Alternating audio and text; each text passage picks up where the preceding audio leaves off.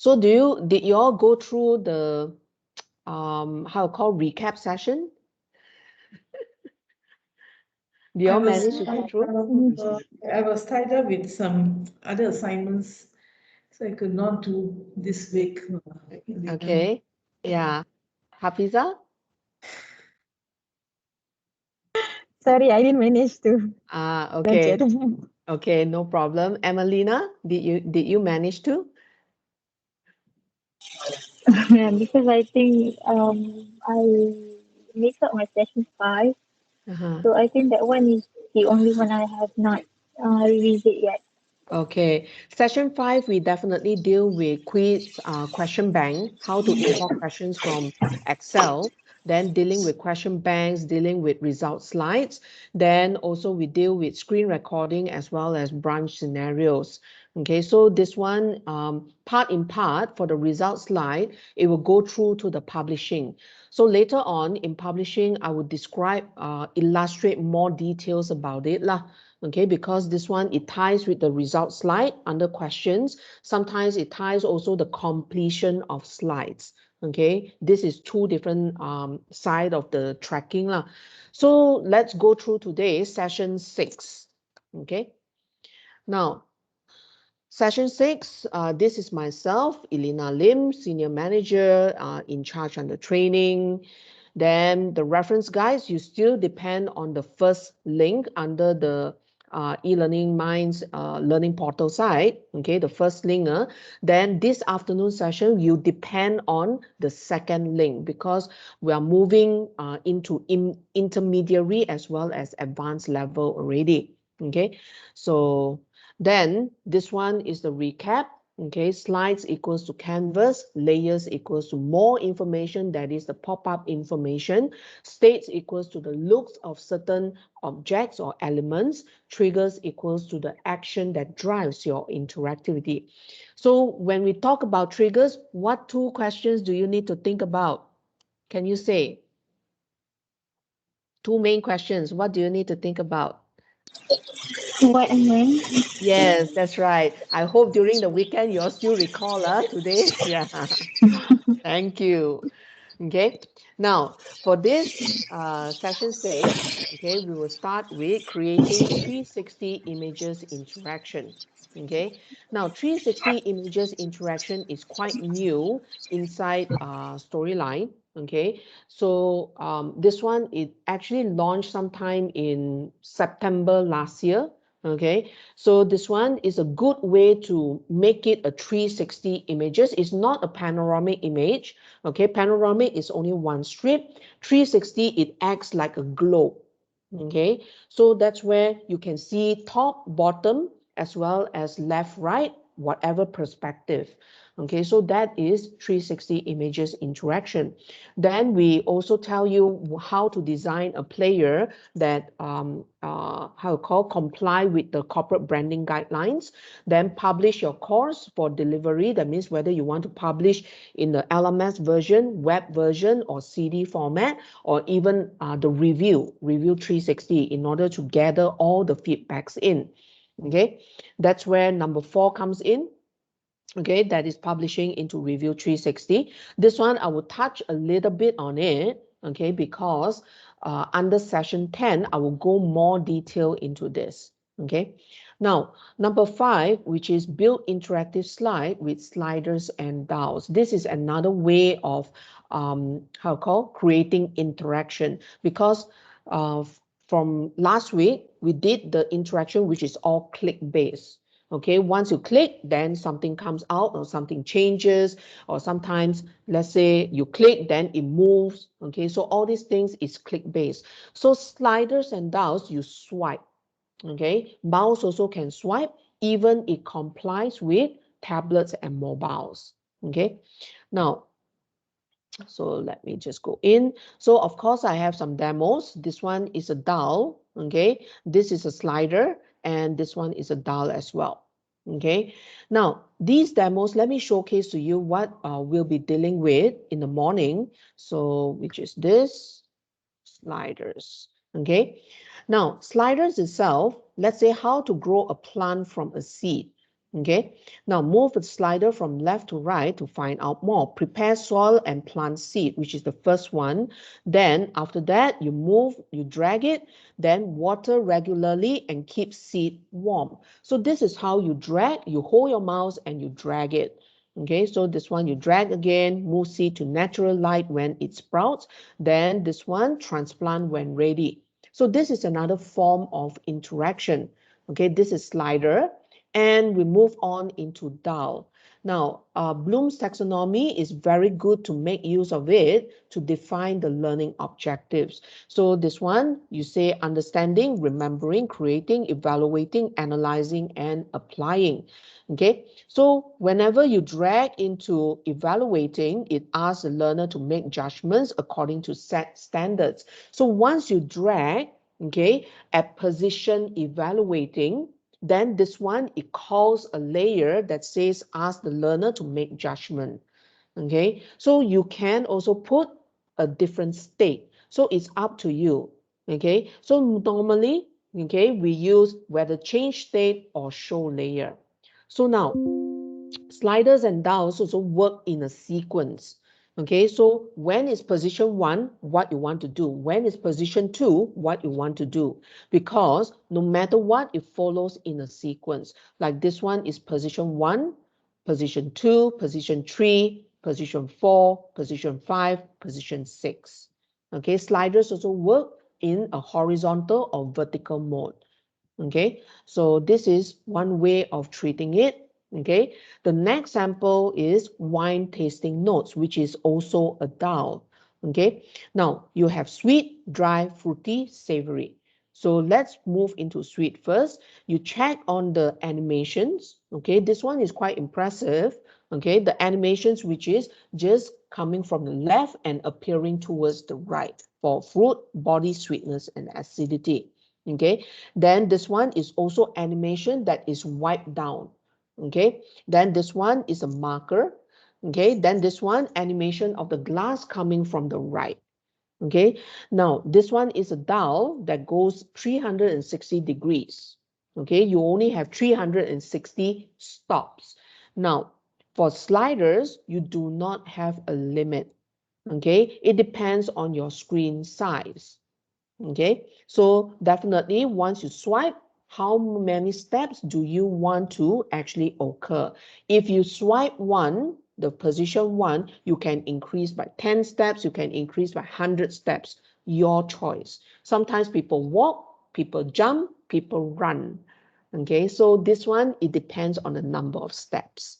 Okay, so this is one sample. Okay, now this one infographic slider, which is part of this. Okay, infographic slider. Let me just go in again. Now, infographic slider is like PowerPoint. Okay, so this one has the number of people in thousands, amount of money in millions, based on 2000. Okay, now this one, once you swipe to 2002, okay, then it increases. Then 2004, it increases again. So this is one part of the slider. Okay, so now another thing is that we will begin with 360 images first. So 360 images is something like this. Okay, now this one, you got 7 items to actually explore. So let's say I step in here first. Whatever which is blinking like a marker, you can click on it. Okay, so you are here, pan left or right to explore our lobby. Be sure to locate and click on the meeting room and the workstation area. So this one, once you visited one, is one of 7 viewed. Okay, now after that, you can pan. That means this one, you can pan up. Okay, you can also pan it down. Okay, so something like this. So definitely it's not a panoramic image. Okay, panoramic is only one strip. Okay, if it joins, it's also one strip. Okay, so this one is a globe that it joins. Okay, so it's quite different.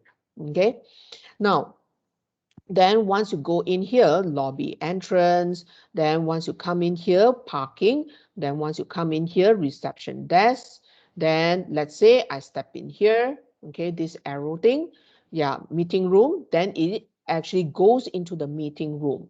Okay, then let's say, oh, this one is a hotspot. Okay, so whenever it appears as a square, okay, it actually highlights to you, this one is clickable. So once you click into it, it showcases what you present on the slide itself.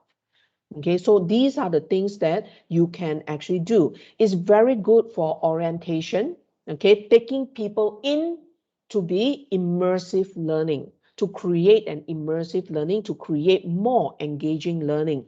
This is also very good for scenarios also, okay, like let's say fire safety, okay, and sometimes prevention of, let's say, the health and safety side, OSHA. Okay, so occupational safety is very good. For fire safety as well is good. So I'm not sure what kind of SOPs that you all come out, but I believe OSHA is one of them because you all work in a factory. So definitely OSHA is one of them. Okay, so this one you can develop using the 360 images. Take them through, orientate them. In a sense, they step into the office, give them a scenario. What kind of context do you want to put? Okay, let's say it's fire. Okay, so you give them a context. Then after that, once they step in, they click into the room, what they discover, what is needed, what are the hints do you want to provide? Those are the main challenges. Then whatever selection that they made, then they choose one selection, it may branch to another slide. Okay, then how to come back to the 360 images. So it's up to you. Okay, so all those things is basically your storyline. Okay, now once you, let's say you drag, oh, this one is to step out again, return to lobby. So this is the 360 images. Okay, so this is a simple one. Okay, now why I showcase this? Okay, this is Church of Saint Archangel Michael Lviv, Ukraine, is in Ukraine. Now why I choose this? Because all the icons also you can change for 360 images. Okay, so let's say you click into this, there are 10 items. So you can listen to the audio as well, not just text. Okay, then let's say this one is also audio and text. Then this one is also audio and text. Okay, so this one is quite nice in a sense that it makes use of a nice graphic. Okay, all the churches look something like this, I would think, in the overseas side. Okay, so why I showcase this? Because you can change the icons also. Not like the outer one that we did last week, that you cannot actually change the icon. You make use of the icons available already. Okay, so in 360 images, definitely you can replace the icons. Okay, now another part of things is this. This is like a scenario. Okay, so let's go into the examination room. Okay, oh, I see this, so I click. Okay, blood pressure cuff. Okay, then this one, this is medical waste. Okay, then I still got one more to actually explore. I need to find it before I go to the next one. This one. Then let's say you click exam gloves. Now, once you manage to click on exam gloves, the continue will appear. Okay, so you can set that as well. Upon you click on this button, then after that, continue will come out. That is action driven as well. Yes, Emelina, you have a question? You raise your hand. So since, so since this 360 images are not panoramic, do we need a special like camera or something Yes, software to catch the images? yes, you need. Yeah. So there are several cameras. I think 360-degree best camera. There are several cameras that you can get. Just find 360-degree best camera. Definitely this one, the best 360 cameras in 2022. If not mistaken, there's one Insta360. This one is one of the best. Okay. Now, this type, you need to actually attach let's go down. You need to actually attach it on the tripod so that it's stagnant. Okay, then you can control with a remote controller. That's it. Okay, so this one is, although this one is the best so far, but we find that this Insta360 One X2, okay, which is one of the best, okay, because it's small, okay, and it's easy to attach on a tripod. It's easier to travel also whenever you want, okay. And this one, you also can make use of third-party software to edit the graphics even, okay. So all these things, it actually comes on. And another camera that some people fall for is actually, let me find it, if not mistaken, is Ricoh Insta1 X. Where is Ricoh? Ricoh is not here already. This one, Ricoh Theta. Yeah, this one, my guru back in the US, okay, he got this, which is quite good as well. Okay, so definitely once it's only one click, that means this camera, both sides also is a camera. So that's how it can capture. So it's only one press and the whole thing is captured already. So definitely you need to put on a tripod. Okay, now even phones also, it can have that. Okay, so let me go back. Now, for phones, I would definitely recommend this gadget, this one, Huawei, which is a small little gadget. This one is C-type, the silver one is a C-type that you can connect into your phone. Then your phone just attach into a tripod, then you can capture the image already. Okay, this one is also good, but it's round. Okay, so yeah, so wholesale 360 and this one wholesale portable VR action. Now, bear in mind that if you ask me which one is the best, what kind of pixel, you all need to explore by yourself. Yeah, so some of it is 360 camera that you can take static images, and some of it that you can take even the motion for the 360 as well. Okay, now motion side for video, definitely Articulate do not cater right now, okay, because they don't see it as a what you call an upcoming trend for the video side, but 360 images definitely is an upcoming trend. Okay, so that's where we recommend even Huawei or this one, or if not mistaken, I think that's all. Yeah, that's all images. Yeah. Okay, so that's a small thing, that's a small gadget that you can actually fix on top of your phone. Like all these gadgets, it's also 360, the round one, the white one. Okay, so if you don't like this, you can go for Insta360 Go 2 as well, your choice. Okay, so you can search under the net. Now, 360 images camera is, I don't say that it's cheap, I don't say that it's expensive as well. Okay, so it depends on your budget. Okay, then once you capture, they have a card inside the camera that you can easily just drag out and convert it and put into your notebook to actually edit it out, to download it. Okay, so this is very simple. Okay, any other questions regarding 360 images? Nana. Okay, let's move on first. Now, once I click continue, okay, then this one marks as a completed. Now, the one thing that I wanted to show is under operation. Okay, now this one, once I drag, then this one will appear. Okay, how can it detect? That means in the behind the scene there, I put a hotspot. Once I drag that it intersects already, then that one, the caption will show. Okay, so this is how we can showcase. Then it actually displays based on certain time, only like 5 seconds or something. Okay, so all these things you can actually determine. Okay, so this one is also hotspots that it can show as well. Okay, so these are the things of 360 images. It's up to you.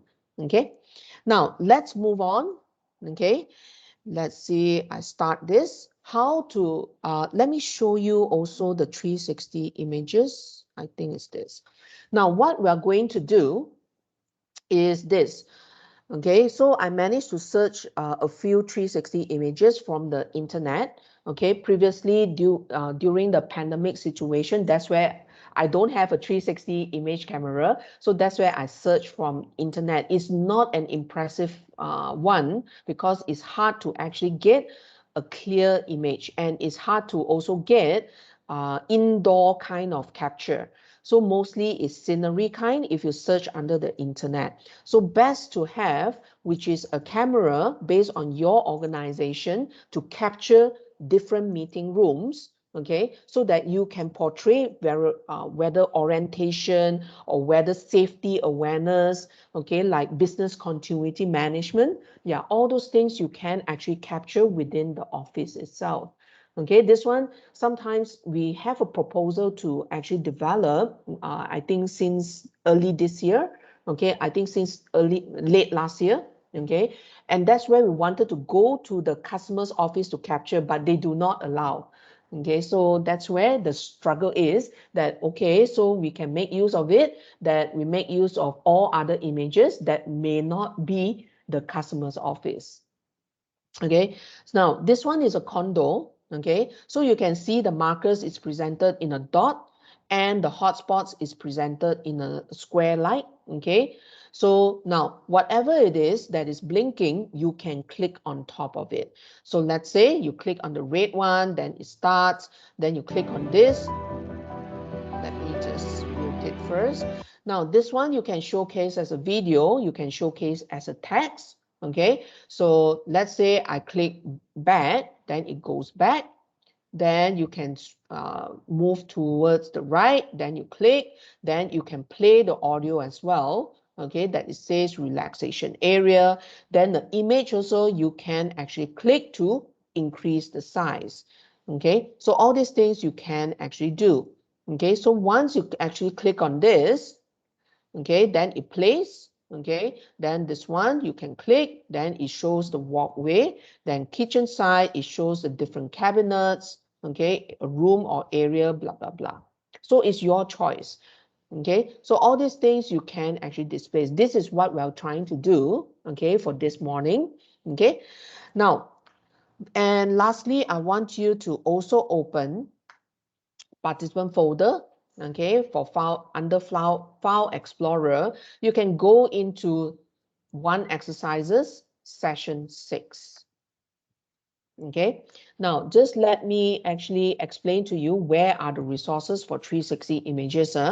Now under source 360 images, there are a lot of a few 360 images. This is what we are going to use, and this one is one of them that we will use as well. Okay, so all the 360 images is there. Then after that, let's go out under images.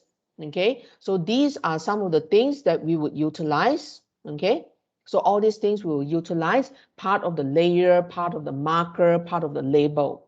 Okay, your choice. Okay, now then also audio side, you can also record your own audio. Video also you have, okay, which is cabinets, which is the kitchen side, condo, outside the condo.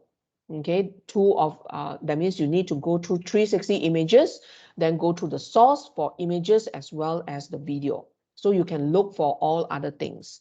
Okay, now, so this is where you look. Okay, now let's start with creating a 360 images. So now from yesterday's, not to say yesterday's, from last week's file for storyline, we have done screen recording, which is all here.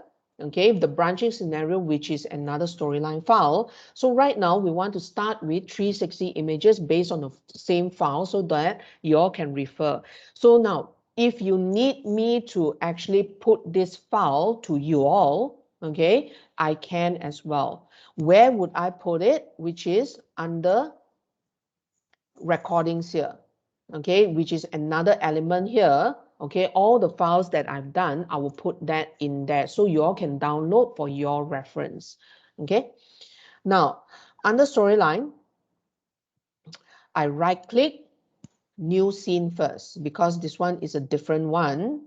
Okay, then I rename it 360 images. Okay, and this one, the slide also, I need to rename 360 images as well.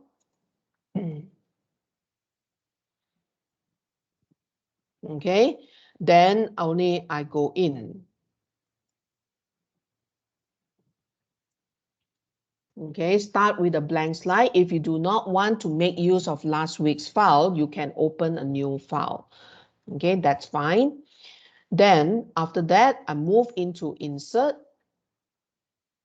Now, we have touched also content library for characters. Okay, all these medias, okay, we mostly have touched picture, shape, caption, video, audio, web object last week. So right now we will touch on 360 images. Okay, text box, definitely we have touched. All this we did not touch yet. Okay, tables exactly the same as your PowerPoint table. So this one we do not touch. Okay, now buttons we have touched. Okay, markers we have touched. Hotspots we have touched. Only 3 more things that we have not touched, which is today that we will touch. Scrolling panel we have touched. Mouse also we have touched since last week. So more or less that you can actually make use of all these functions and features to create the interaction-based learning already. Okay, the basic learning is there. Okay, now for now, we actually touch on 360 images. Okay, so once you click, it asks you to, it has this dialog box, it asks you to search for the 360 images. So let's say I go to session 6, source 360 images, then I look for 360 images 1. So it is under session 6, source 360 images folder, then you look for 360 image, the first one. Search for this first. I want you to put in. Once you manage to, you put a thumbs up. Thank you.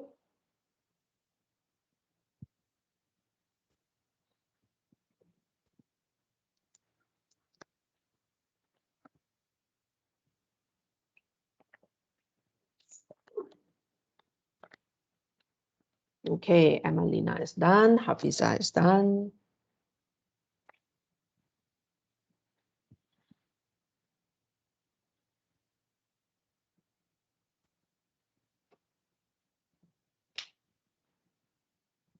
Okay, how about Jasbir?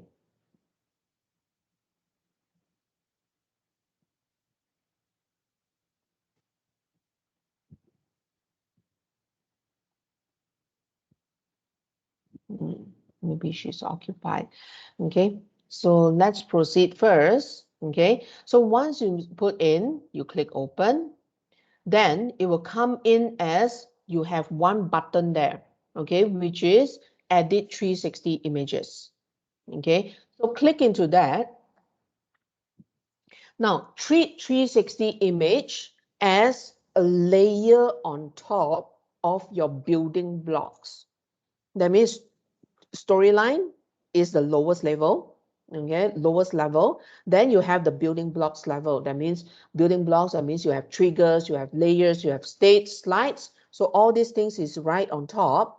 Then after that, 360 images is on top. Okay, now why is it on top? Because you still can call based on the building blocks, go back to the layers, and you still can make use of the different states that goes back. Okay, then it sits on top of any slides as well. Okay, so treat it as a separate layer by itself. Okay, so that's why you still have triggers to work on, but this one do not have layers. Okay, so it's a different layout to you. Okay, now first things first. Okay, once you click into this, you can actually move that around. Okay, move up, move down, then you can navigate. Okay, so all these things it allows you to. Okay, now you have also different labels here: marker, label, interaction at the top left corner. So if you click under the ribbon interaction, okay, now edit means that you are editing which point do you want to start.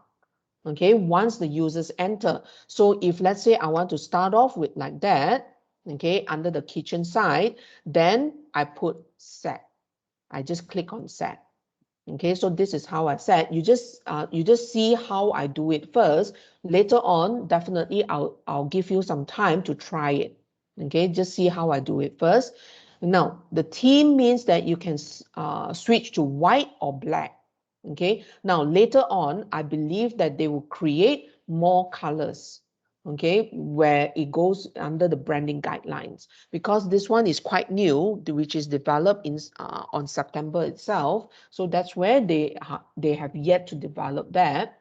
Okay, now corners. This one is square, that means it's pointy one, and this one is a rounded one. Okay, so it's basically the captions, how it would look like. Markers. Pause markers if unvisited. That means the visited one, it will not pause. That means like glowing, okay, to you to click on, okay. Now, hotspots. That means you can color your hotspots, whether blue, okay, I think it's blue, Biocon since it's blue, okay. More accent color, eyedropper, review hotspots, meaning that the square will appear to you. That is pausing as well. Okay, and then you want to pause hotspots if unvisited. Okay, so all these things it allows you to as well. Okay, so first things first, okay, once you insert the image for 360, go into interaction, set the settings first. Okay, whether you want the square caption or the rounded caption, what kind of theme that you want to use, whether the black or white. Okay, now, and then we move on into marker. Okay, now marker side, let's say for this, for the kitchen, okay, we want to put a hotspot. Okay, now you see how I draw the hotspot first. Okay, now for this hotspot, definitely you can actually click, you drag your mouse, then you drag, you click, drag, click, drag, click, drag, click, drag. Then you join it up again. So no matter how many points that you make, okay, it will come out a label to you. Okay, now for this hotspot itself, I want to have kitchen, okay, and dining, for example. And then this one, enter body here, I can put any image, video, or audio. So this is where it asks me to put in a label that is where the picture, video, or audio. Okay. Now, free navigation means what? That means it allows you to navigate, okay, freely, and up to you to click on top. If it is a guided tour, that means no matter what, you navigate already. If this is the third item that you need to visit, you need to visit before you go to the fourth item. Okay, so this is the different things that you have. Now, let's explore this as well under picture. There is content library 360 photos, picture from file, media library, screenshot.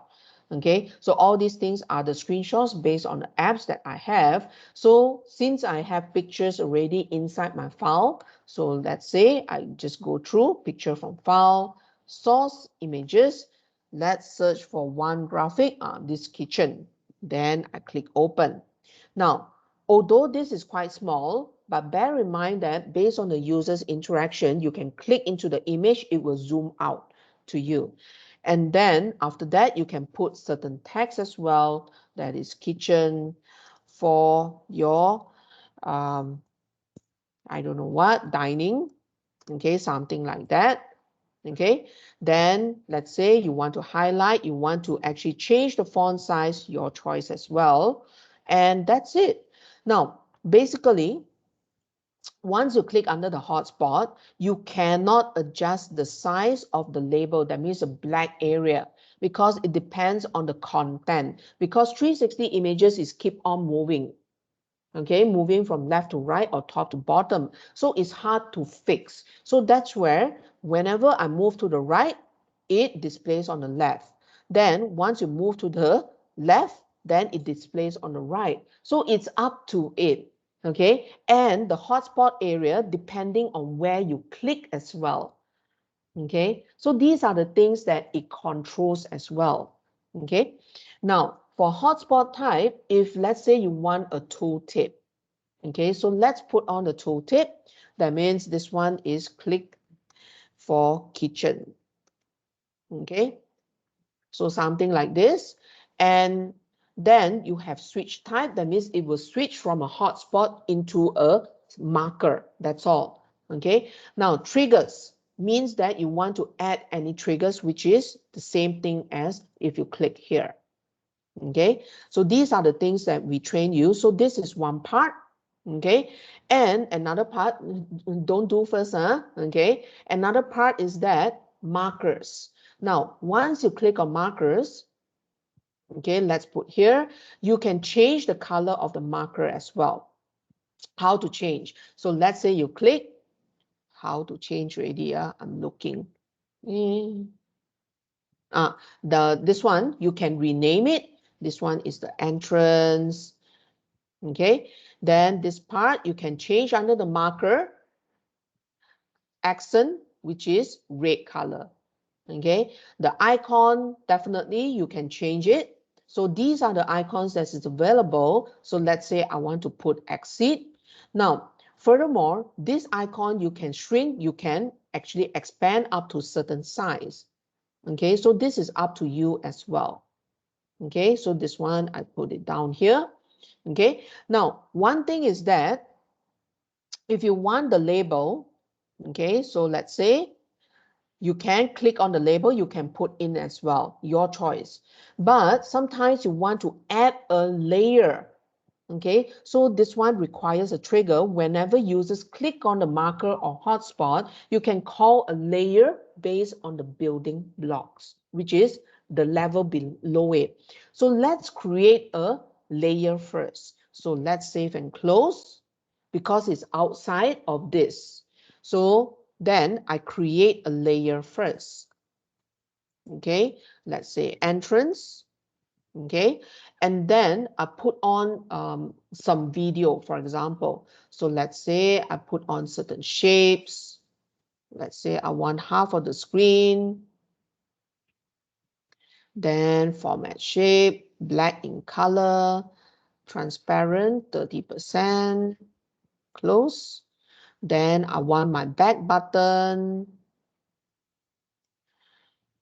X button.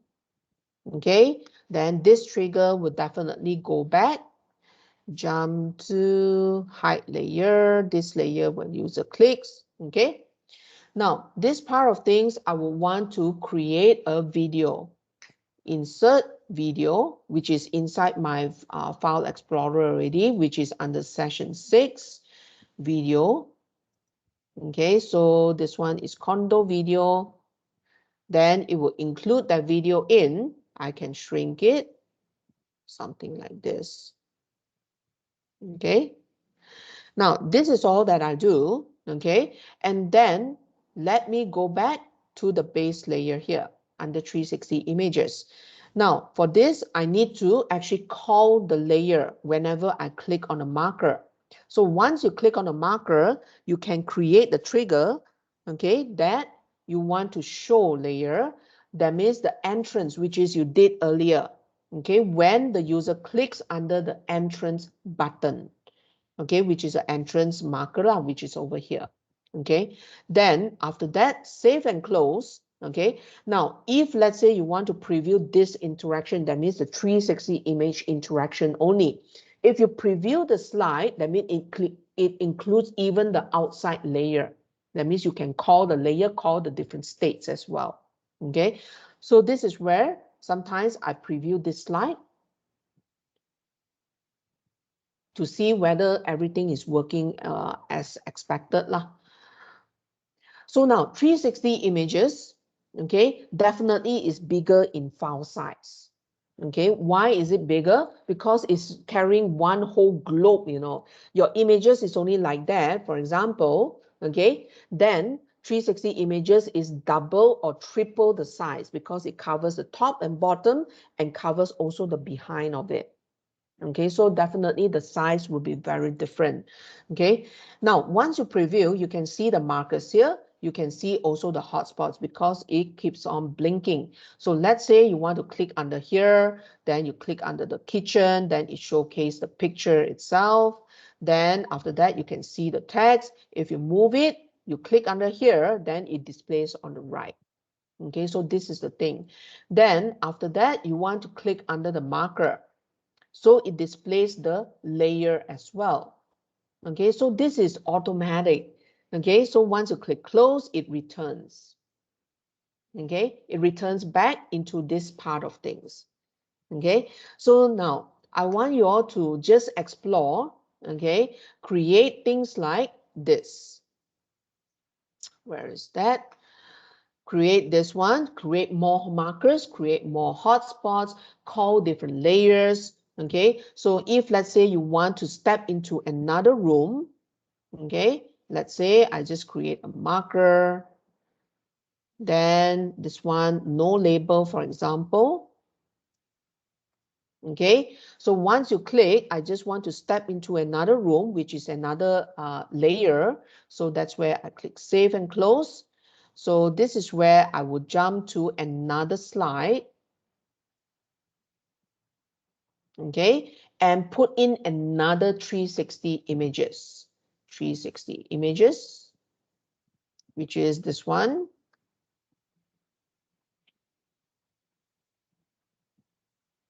And create a button to go back to these 360 images, the first slide. Okay, so let's say this one is save and close. I create a button outside. How about that? Oops. Create a button outside. Something like this. X. Then jump to slide, which is the previous slide. I think is 10.1. Okay, so this one jumps back to here. So this is where you can create. Then you go back here, go into the edit 360 images, start to create the trigger. Once you click on the marker, it jumps to slide. Then after that, you can go to 10.2. Okay, when the user clicks on marker 1. Okay, so that's it. So explore these few features. I'll give you some time, no worries. I think we stop at around 10:05. Let's try that. Okay, so at any point of time, if you all have trouble or challenges, you all can ask me. Okay, let's do that. Okay, 10:05 that I'll give you up to. Any questions?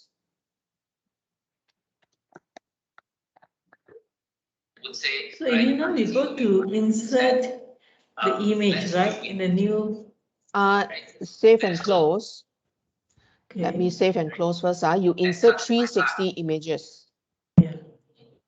Those kind of words are all kinesthetic. This one. Of course, there's a whole range of other words that you can. What's the image name? The first one, is it? Session 6, source 360 images. Then you look for the first one. Never say, I hear you. She will say, I see where you're coming from. Because she's a visual person. Okay. A kinesthetic person will say, I understand.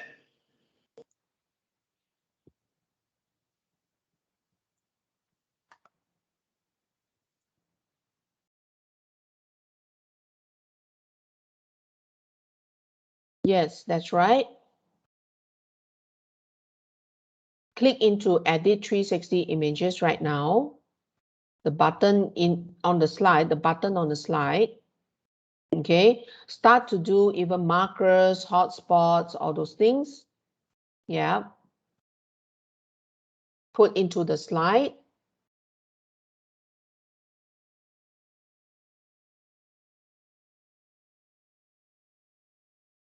Click into the slide, yes. Then after that, it's up to you whether you want to put the label or anything. Yeah. Then you can put on whether images, videos, or audio.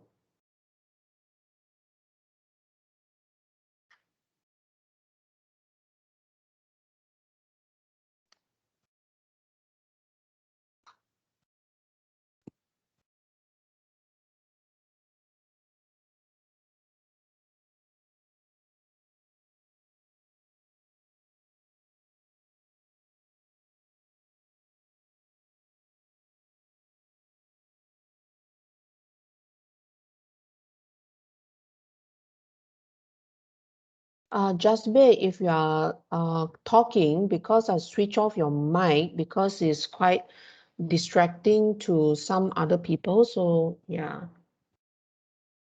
So if you need to talk to me, then definitely we need you to switch on your mic again.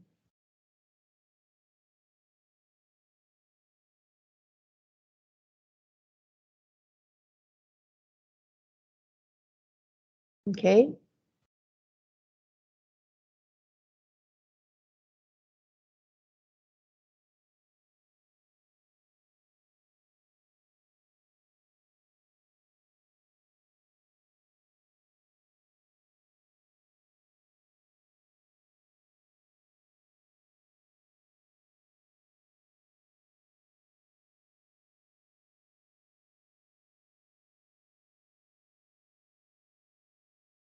How about you can put the living room? Yeah.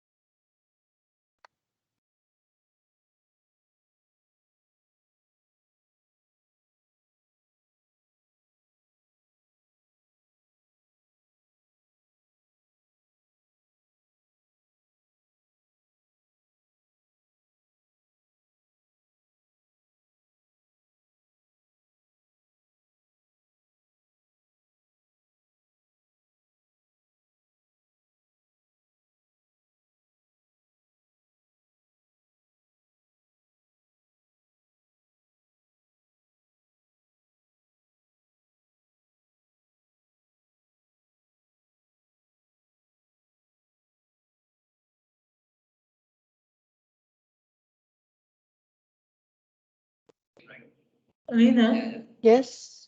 if I'm here, just to show you I'm here now, I've entered something in the living room. So is that the image that I want to insert here, right? Yep. You can click on it, then go into label, or you want to insert as a layer or a label. Yeah, layer. Layer. So that means you need to come out, save and close first. Save and close. That means, yeah, that one. Yes, save and close first. Then you need to create the layer. Yes. You can redock the two window overlapping together one, that button. Click on that. Oh, this one, yeah. Under, yes. Okay. Right now, click under the states, the redock as well, so that everything goes back to the original. The two windows overlapping, yes. Then you click under new layer. New layer. New.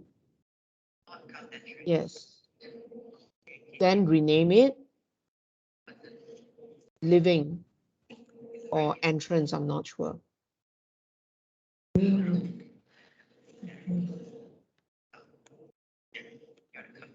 Okay.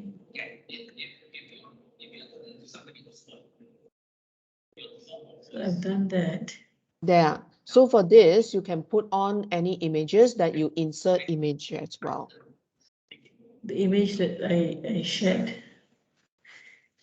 The image that we had. No. You want to put in 360 images or Yeah. picture. Can you go Picture. into insert picture? Yes, picture from file. This picture here. Okay. Okay, the pictures that in the library, right? Yes. Okay, I'll go back and see what are the pictures. Thanks a lot. Okay, no problem.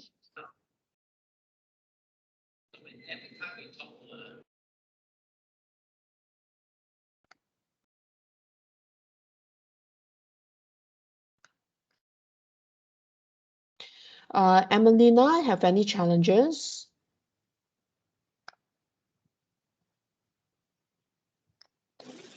Trying to put in the layer. Sorry. Ah, okay.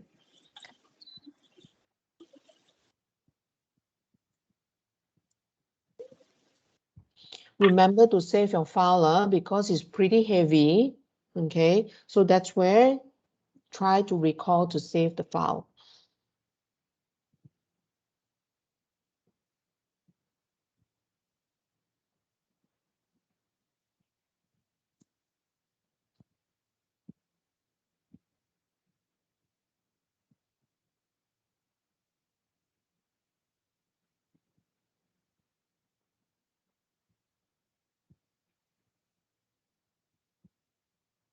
They have solved it. That's good.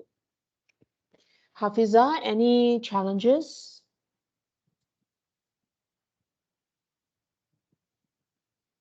So far, it's good playing around. Okay, yeah. You all still have around 7 minutes.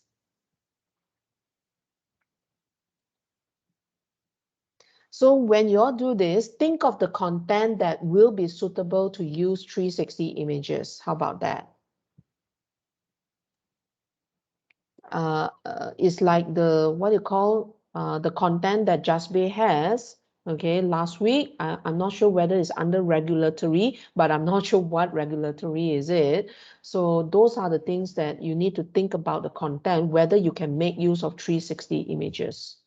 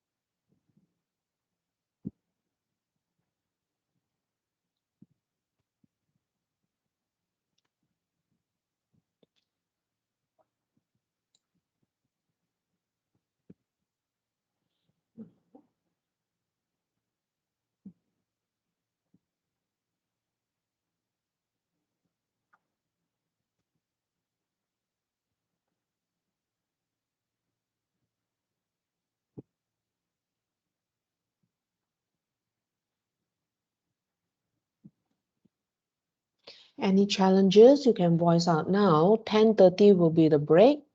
Okay.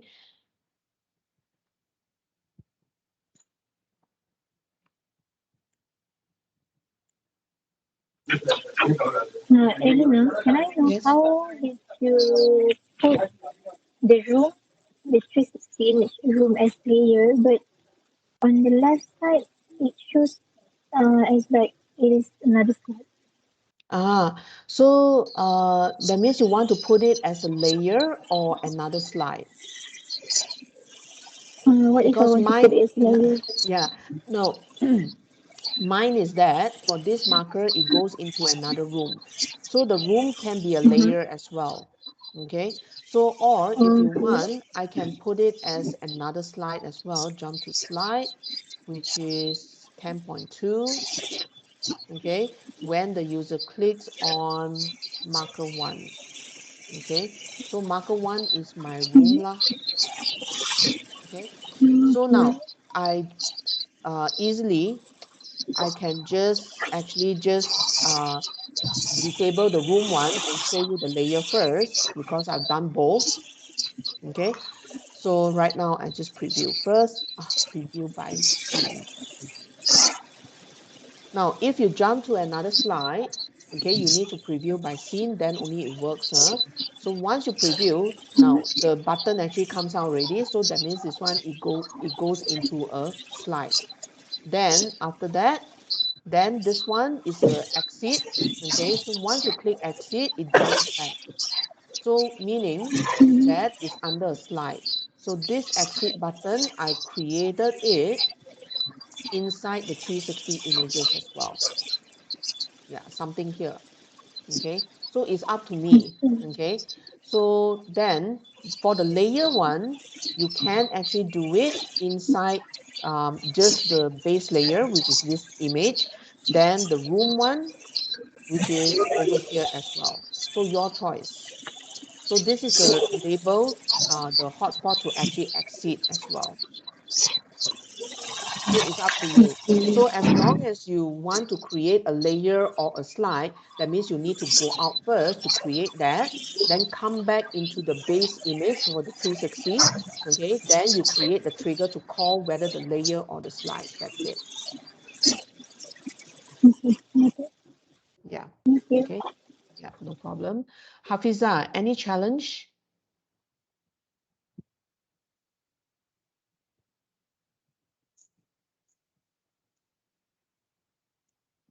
Oh, Oh, yeah, my no. PC is a bit slow. Mhm. So Oh. yeah, I'm doing the second layer now.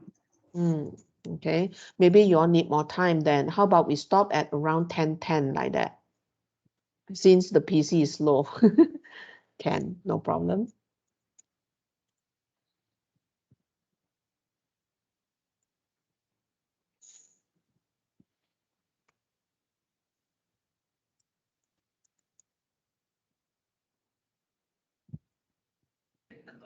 Alina, I just want to share my screen.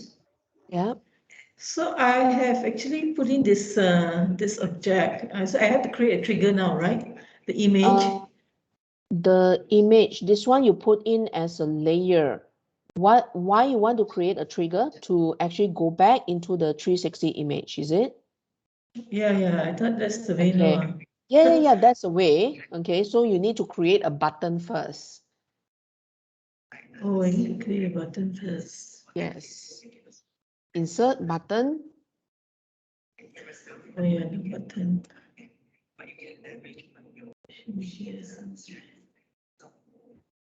And then I have to put the image here. Yes, that's right. Then create the trigger, which is hide layer. This is right already. And when the User user click. clicks Yes, that's right. button one. Yeah. Click OK. Then after that, you go back to the base layer. Untitled slide layer. Yeah. Yeah. Then go back into Edit 360 images. Click click into the slide to actually edit. You create the trigger to call that to call the layer. Where is that? You click into, yes. You want to action, which is show layer. Then the living room, when the user clicks on what? Button 1. Oh, no, Which- when they which living room. Yes, then you click OK. So then after that, you save and close, or you want to preview. Click under preview first. Preview. Okay, yes, this slide. Let's see if it's correctly done. Yeah, I think it's correct. So let's explore. You got 2 items there. You need to click under the plus. Click into the marker. Yeah, click into the hotspot. Yes. Then it will call the layer. So you have done it right. So you click under the close button. Then it will exit.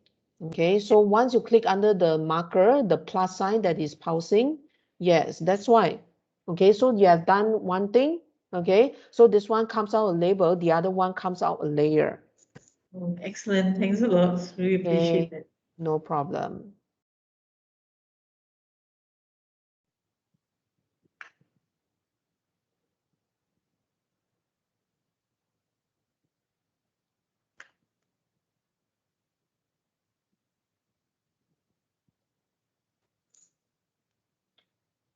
Okay, coming to 10:10 already, it's 10:09. Think of your content when you are doing this exercise, whether you can make use of 360 images.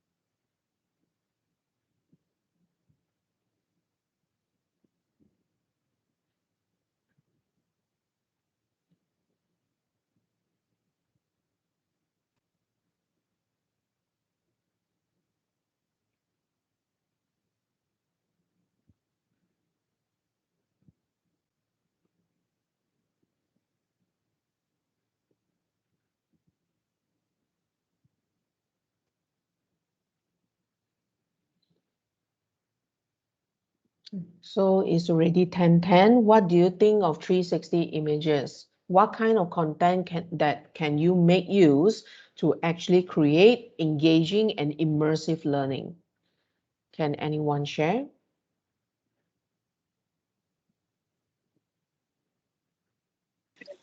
I think I can apply this 360 images for example, to auditors that cannot come inside the production area, Ah, so they can like have an interactive learning without going into the production area. yes, yeah. Production area, Yes, that means agree. the manufacturing site lah, right? The lab, right? Correct. Yeah, yeah. Okay. Yeah, it will Because be I believe useful for entry exit. some of areas here, yeah, Yes. I think Hafiza is saying something. No, I think she will say it later. She has muted. For me Oh. is Very is during the HR induction. Maybe I can use as an interactive immersive learning by the functional wise, like from where it starts and how it ends. Ah, okay. That means induction. That means you say orientation lah, right? Yeah. Yes, yeah, definitely. So definitely a lot of people like it 360 images for the orientation side. So sometimes we have seen this video that is done years ago that they do not make use of the 360 images. That means they make use of a video, the normal video one. That means the video, interactive video. So that's how they can create more engaging courses. So they welcome the people first at the reception area, and then let's say welcome, blah, blah, blah, blah. Okay, now, do you want to find out what is Biocon doing? Yeah, let's step in. So then after that, it zooms into another room. Okay, so that's where they showcase the, what you call, 3 different buttons. Okay, one is the get to know the company, get to know the people, then get to know the values even. So once they click, it goes into another room. So all these things is part and parcel of how you can create more engaging lessons for the orientation. Okay, so let's go back to Emelina. Okay, Emelina side, what were you trying to say just now? Because I lost you.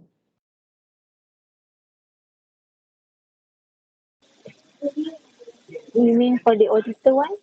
Yeah, no, auditor, I heard it, but anything else that you want to add?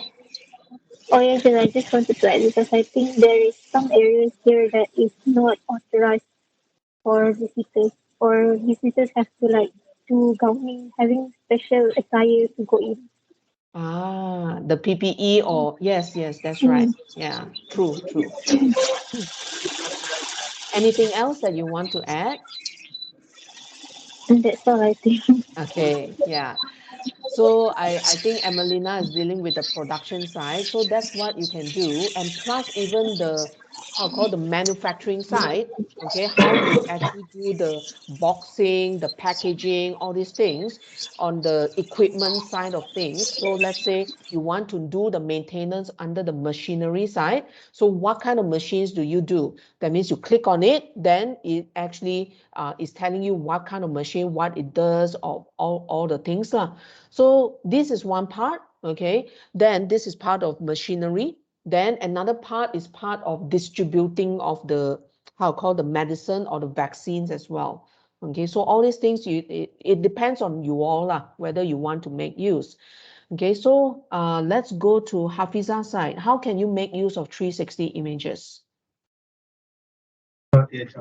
Yeah, I actually agree with Emelina just now because we have lots of entry and exit procedure for each production building. We have 2 production buildings, and also it will be useful for material movement. So yeah, means that where we pick from warehouse into the production site, so we can see the comparison for production personnel movement and also the material movement. It will be from different area, so Yeah. different angle can be done that way.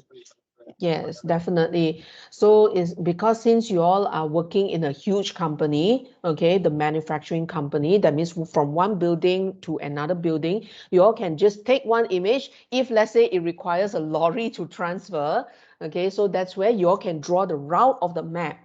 Okay, so let's say this building is here, then the map is actually going like that one, then coming into the building. So that's where you can actually draw the map when it's transporting. The how called the lorry can actually move using the motion path. Okay, later that you will go through. Then after that, once you go into the next building, then another 360 images, how you offload the materials itself. Okay, this is what I can think of. This is very interesting. Okay, so then after that, once you offload, then what do you do with the materials even? Okay, so when I start is that, oh, let's go for the transport. Okay, so that's where the lorry, once you click under the lorry move already. Okay, then after it arrives, okay, then proceed to offload. Okay, once you offload, then what do you do? Okay, so all these things can be improvised. Okay, can be enhanced as well. Okay, so this is a good one. Okay, so any questions for 360 images? Because we are done under 360 images already. Next one that we will do is under player. Okay, Jasbir, you have something to add? Oh yes, Alina, I wanted to ask you if a year, 3 years, 2 years back, we did a video recording of a process, Mm-hmm. a very critical process. We also did some voice over to the recording. Can this be also a thing that we can use in this 360 images? Those kind of things, what kind of recording is that? It's a machine. I mean, it's like a step-to-step process. You know, they have a one process or a HPLC process. It's like, you know, what you need to do, step 1, step 2, step 3. So it's like, it's a recorded with it's a voice over, you know, what you need to do, step 1, step 2, step 3, like that. Okay, so those are the content side. So you can put it within the layers or put it within the slide as well. Once you explore, once they want to know, like let's say the process that you have taken, the recording has, let's say 10 steps. Okay, you may need to cut the video, okay, into different steps. Then let's say you capture an image, 360 images, step 1 is here. So let's say you click, then they know only for step 1 process, so that you chunk it down further, okay, so that after they finish the process 1, proceed to process 2. So once they click, they also listen, they view the video as well, so that everyone also knows that you need to go in a sequence. So all those things can be utilized one. Okay. Oh, okay. Yeah. All right. So when you want to break the video, do you need to use an application to cut the video, like, because the video is Yes, 30. so you can make use of replay as well, articulate replay to cut the video, or any third-party video editor. Okay, like if right now you ask me is what you call, we make use of articulate replay, make use of Camtasia to cut, okay, and plus within Windows, none. Okay, Windows right now, I don't think you have. And if Apple side, you have the video editor. Okay, so yeah, those are the two softwares that we use. And for the graphic designers, we definitely make use of Adobe Premiere to cut lah. Yeah, they would definitely prefer the Adobe Premiere. Yeah. Now, there are softwares to actually edit the video, how to call, which is better as well. Okay, so later I will share, which is called OpenShot or OneShot, if not mistaken. Let me search first. No problem. Thanks, Linda. OpenShot, I think. This one is a free video. OpenShot, this one. Let me just put it inside the chat room. Okay, so this one can create stunning videos. The outcome is the video side. Okay, the video files itself lah. Okay, so several videos can be generated. And plus, if not, there is also, I can't recall really, there's one that I wanted to share. I don't think I have it right now. Let me search. Video, I think so.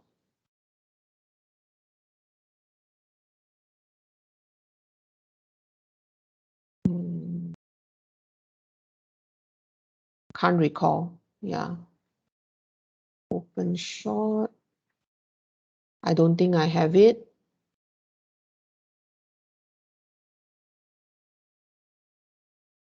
Video Opera. Because this one is also introduced by one of the participants last year, if not mistaken. Yeah, I think it's OpenShot. Yeah, those are the softwares. But let me search for even the free video softwares. Later I'll search. So any other questions that you all may have? Thanks, Alina. Okay, so if no, I think it's good time for us to go for a break right now. Okay, so 10:21. Okay, so let's go for a break. Can you all come back at 10:30 like that? Sure. Okay, good.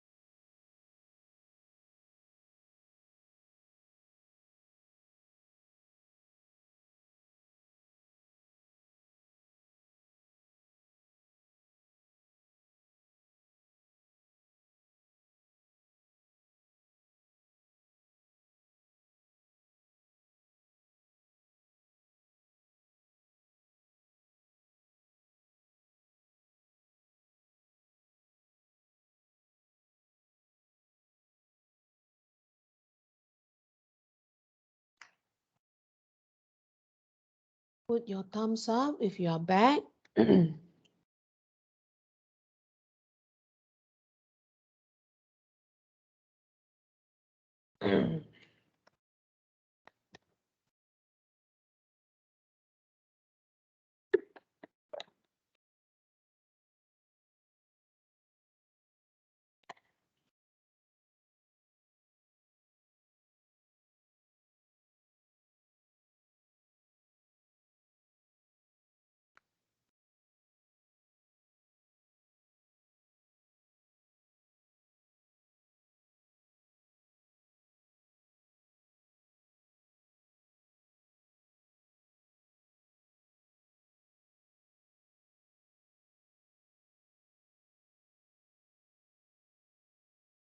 Once you're back, can you put your thumbs up so that I know that, okay, Hafiza is back. Thank you.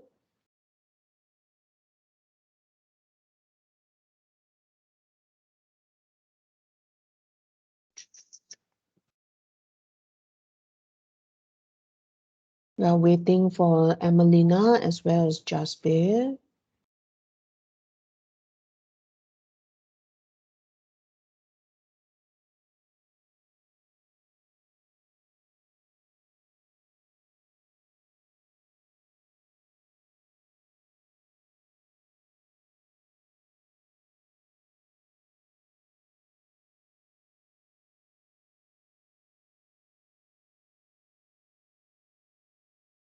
Once, Emelina, are you back?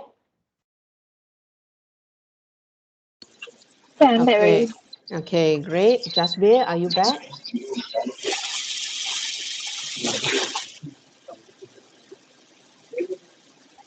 Jasper? Not there. Okay, I think we give her a few minutes.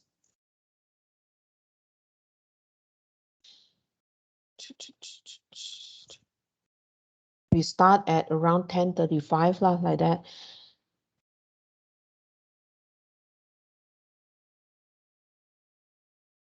So you guys, are you all working on Friday actually? Yes, Selina. Oh yes lah. Yeah. So you all don't follow the government side of things lah. No. Ah, okay, understood. Because on Friday evening at time, one colleague of mine actually say, huh, Friday Johor side is working. Ah. Huh? Is it? They follow Terengganu one. Ah. So I didn't know. Yeah. I think the government company follows Ah, that one. yes, that's why. Okay. Jasbir, are you back?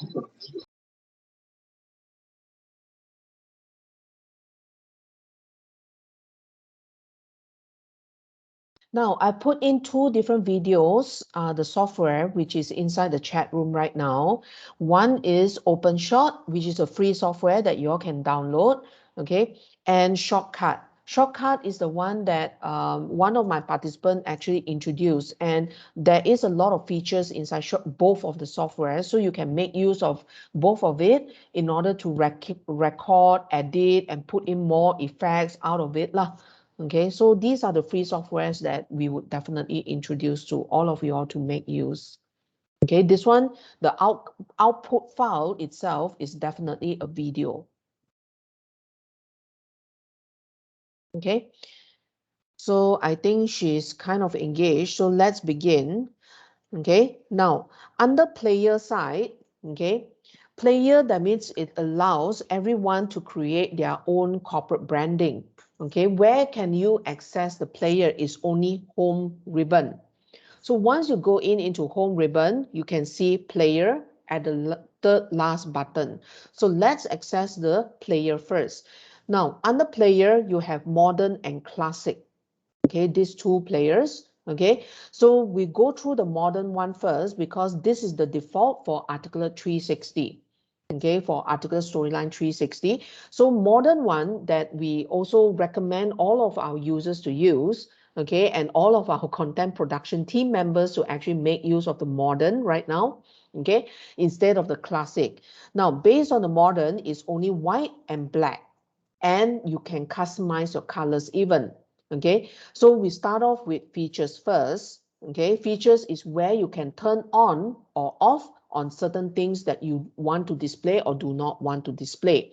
Now, firstly, menu, glossary, notes, then resources. Now, once I switch it on, glossary is beside the menu, then notes, then resources is under the top bar. So if you want to put resources within here, you can just click on it and you can actually just derive. You just click under the up button, then it will actually be portraying that something like this. Okay, so later on, I'll describe what is glossary, notes, and resources. Now, there is a function that is the light box. Do you recall? Now, light box is that you can replace layers. There is 3 functions in there. You can actually replace layers, focus into how called specific topic. Okay, that's the second function. The third function is that some people actually like to make use like a menu or to show the progress of the learning, okay, via a light box. So this is where you can create a light box. So tab name, I put in menu 1, for example. And action is, I want to create a light box based on a certain slide. So let's say I just want to create based on PLC2 because I have several things to focus into, which is PLC2. Then I do not want to use navigation controls.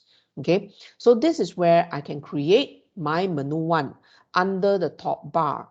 Okay, so let's say I click OK. Just let me display it first. So I go back into story view. I view this scene. Let's see how it looks like.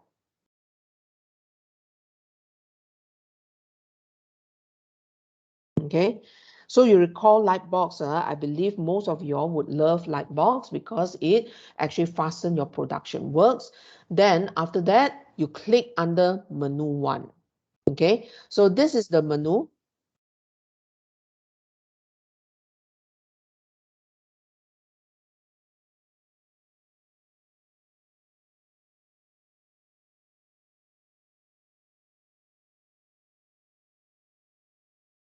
Okay, so I need to wait for the audio to complete first. Okay, now furthermore, you can explore, treat this like a menu.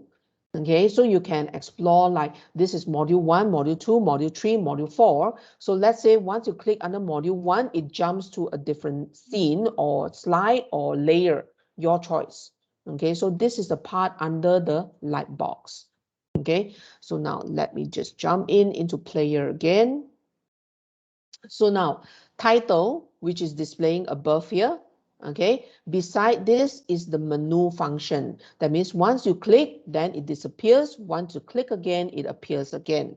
Okay, now sidebar on left or right, it depends on how you want to display as well, whether from the left or from the right. Okay, so most of the time menu is displayed on the left. Okay, I don't know why. Okay, because we read things that comes from the left towards the right and from top to bottom most of the time. So this is where most of the time menu is displayed from the left onwards. Okay, now sidebar starts as collapse. So let's say you click, then it starts with collapse, but you are still free to actually expand it, your choice. Okay, now logo cover photo. Now, if you want to put in a logo, let's say I just search a file that is under our company one. Let's say this one. Now, how the logo will look like, it will appear with the sidebar. That means this whole thing is the sidebar. You see where my mouse is pointing? This whole thing is my sidebar. So it will appear on top of the sidebar. If you want the logo to display below the sidebar, you can't. Okay, the company, how called Biocon, the logo, you cannot. So you either want on the top left or top right only. Okay, so this is the logo. Okay, alt text means that some of the time, okay, once you publish into HTML, this one alt text, it means that it caters for handicapped people, okay, or even cater for easier of searching through the internet or web base, okay, the meta text. Okay, visible to accessibility tools definitely cater for the handicapped people. Okay, now cover photo. Cover photo means that, let's say I just want to display from, let's say, media library. Okay, let's choose this image, for example. Now, this image will actually showcase at the first time before they click the play button. Once you launch, let's say your LMS is running, once you, you put into your LMS, the first page before they click the middle button play. So that will be the image, the cover photo for it, your choice. Okay, so this is the image that I put. Now, player controls, let's say I switch on everything first. You have volume, which is over here, okay? Play pause, which is over here. Search, which is over here, this button itself. So once you need to click search, it will come down and then you can search whatever topics that you put inside the menu, okay? Now, accessibility controls, which is over here, this gearbox, okay? Now, you have zoom to fit, accessible text, keyboard shortcuts. Okay, so if you want to switch on everything, okay, you can. That means it caters for handicapped people. Okay, that means you cater for the blind, cater for the deaf, and cater for other disability features. Okay, so all these things you can cater for. Now, captions, which is the CC, which is over here. Okay, if you need, you can switch that on. Okay, seek bar. Allow user to drag the seek bar. Seek bar is read only and allow drag after completion. What is all this? So sometimes I believe auditor would love this or compliance people would love this. Okay, now allow user to drag seek bar. That means user will be able to fast forward or rewind based on this line. Okay, this blue grayish line. They will be able to fast forward and rewind at any point of time. Seek bar is read only. That means they can see the progress of the slide moving, okay? But they are unable to click to fast forward or rewind, okay? Now, allow drag after completion. That means once the first time that it has completed, then you are able to rewind and fast forward. Okay, so this one, I think most of the people would love this. I believe auditors would love this as well.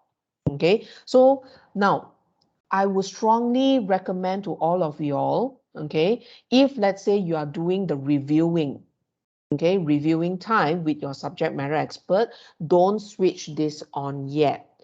Okay, because it's hard to review. Sometimes they want to see the previous content, sometimes they want to fast forward, or this one I've already seen it, let's fast forward. Okay, so this part of things, we don't switch it on first until the final content. Okay, that most of the time is during the last 10% stage that you switch it on. Okay, so these are the things that is important for you to know as well. Okay, now it's good that we go through the menu as well. Now, clear with this, no questions? Okay, so let's go through menu. Okay, now menu side, these are the menu that you actually gather in your story view. Okay, all these titles, these chapters, okay, all these titles, the scenes, whatever, all these titles is there, okay, that you gather inside the menu. Okay, so some of it is English and some of it is Bahasa Indonesian, because view scene for me, remember that I converted it into Bahasa Indonesian since last week. Okay, so now talk about the menu. So let's say you click under the PLC2, you have even demote, move up, move down, promote, demote. This is indentation. Okay, so if you want to indent, I can indent initiation. This is how you indent. Okay, now this part of things, if you remove one part of the content under the menu side, it does not mean that it will remove the content itself. This one is maintaining the menu structure only. Okay, your content still is in there. Okay, so most of the time for questions, for question bank, let's say you have created question bank. Yeah, QB1, I maintain as one object, one title by itself. So say, for example, this one is also Excel import template. So I just maintain as Excel import template. All this 4.1 to 4.18, I will start to remove so that users will only click on that. They wouldn't know what questions will come out. Okay, because question bank is supposed to be random. So that means if you put all these itemized in, that means it will jump from the last question, then jump up, then jump to the middle. So all sorts of things. So most of the time we maintain as one topic. Okay, now this one is new, so that's where you can add a header as well. So let's say I remove. Okay, now you don't see any save button in here. Okay, the only save button which is OK. So most of the time, we only maintain the menu structure towards the end. Okay, like towards the last 20% of the project, because the last 20% means that the slides is confirmed. Okay, the menu is sort of confirmed as well. The titles under the scenes is also more confirmed already. So then that's where we will create the menu itself so that you do not need to maintain again. Okay, now this part you can add on.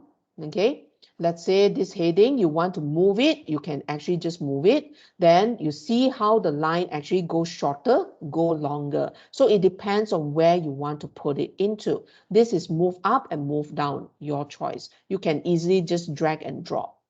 Okay, so these are the things. Now, the next part is that you also have additional options, the gearbox. Now, this is quite important for all of you all. Okay, navigation restrictions. Okay, you have free, restricted, locked.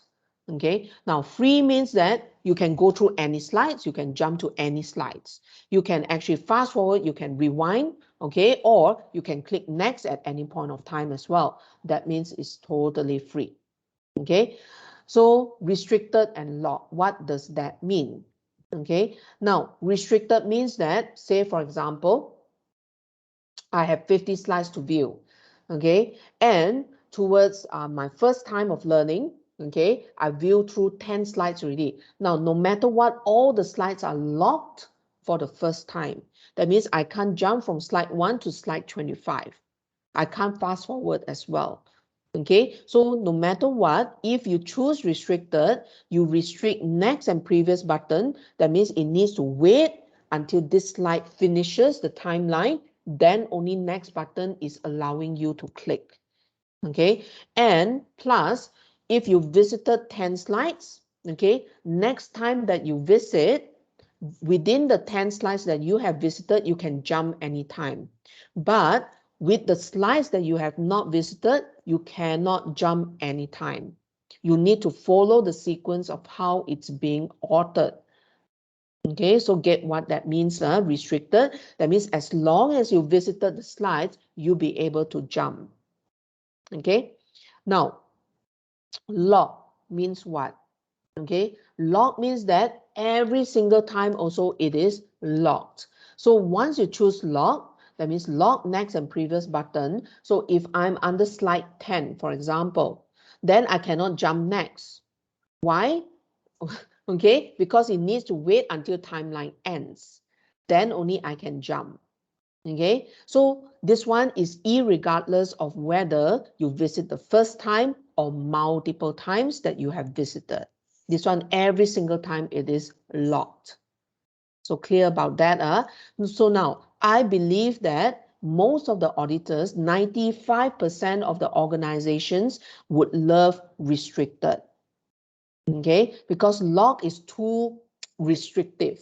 So that's where most of the time that people like restricted, because once you visited, that means it's open up for you to refresh the learning. So that means I just want to refresh under PLC. So let's say from the last slide, okay, let's say 100 over slides, I can jump to PLC topic. Okay, so that is restricted mode. Okay, now let's put to free. Okay, Now, wrap long menu items title, show tooltip on hover, auto collapse menu as learner progresses, number entries in the menu automatically. Now, it is not numbered yet, okay, and this one, there is no wrap, okay. So once you click OK, it is being wrapped already, and all the numbers is actually showing accordingly. Okay, now this structure itself, it follows how the story view is being structured as well. Like, for example, 1 is introduction, 2 is content source. Okay, so if you actually move that, let's say you move this down, and let's say go down some more. Yeah, I cannot. Okay, then let's say I move this down again. Okay, now it does not mean that how you want to structure based on your story view. Your story view still follows like 1, 2, 3, 4. Okay, then your menu structure is based on how your users view it. So that means they will go through introduction, content source, Excel import template, then content source again. Okay, so any questions coming from the floor?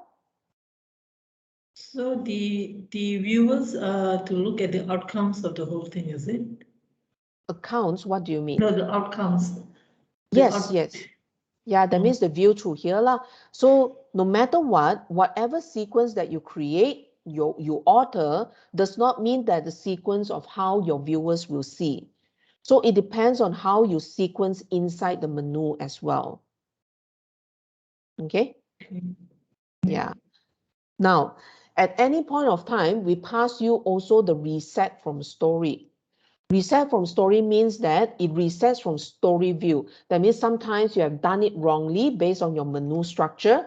Let's say you key in wrongly, like let's say the last 10, just now I mentioned the last 10% that we would do this.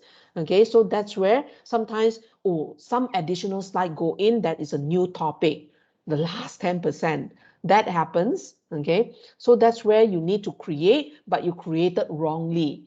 Okay, that's where you delete, so accidentally delete the wrong thing, then you do not know what topic is it already. So that's up to you.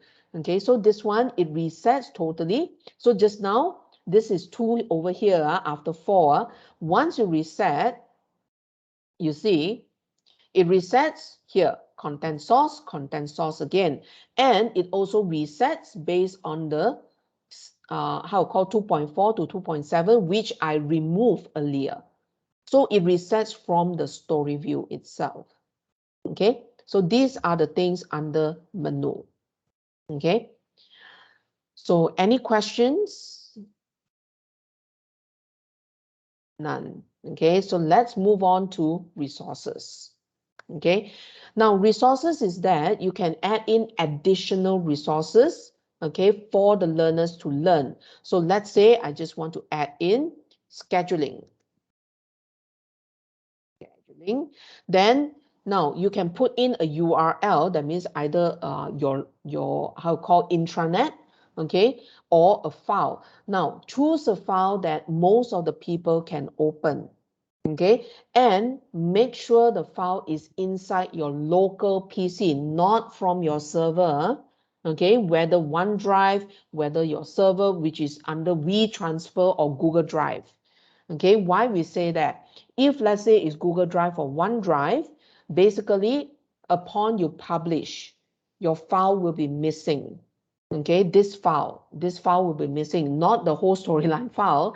This file will be missing. So make sure if you need to actually put on these files, it need to be under your laptop or under the PC itself.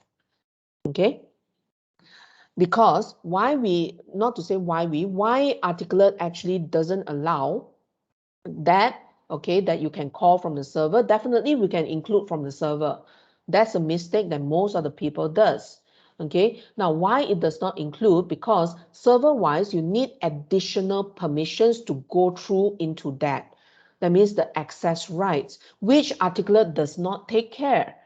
Okay, so that's where even firewalls also Articulate does not take care. when you are doing the content production.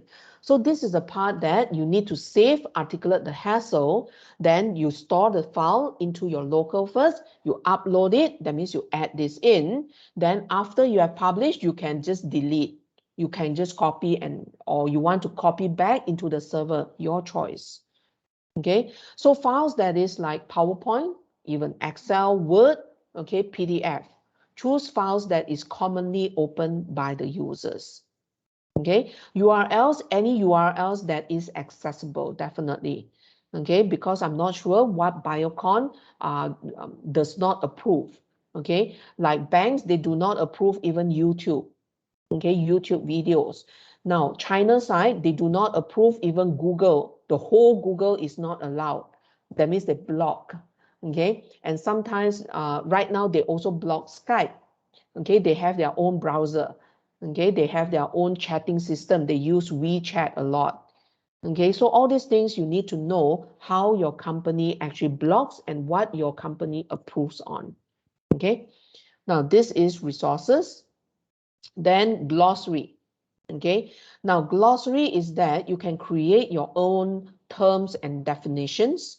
Okay, so term is that, let's say A, then let's say it's an abbreviation. So I put that articulate is what.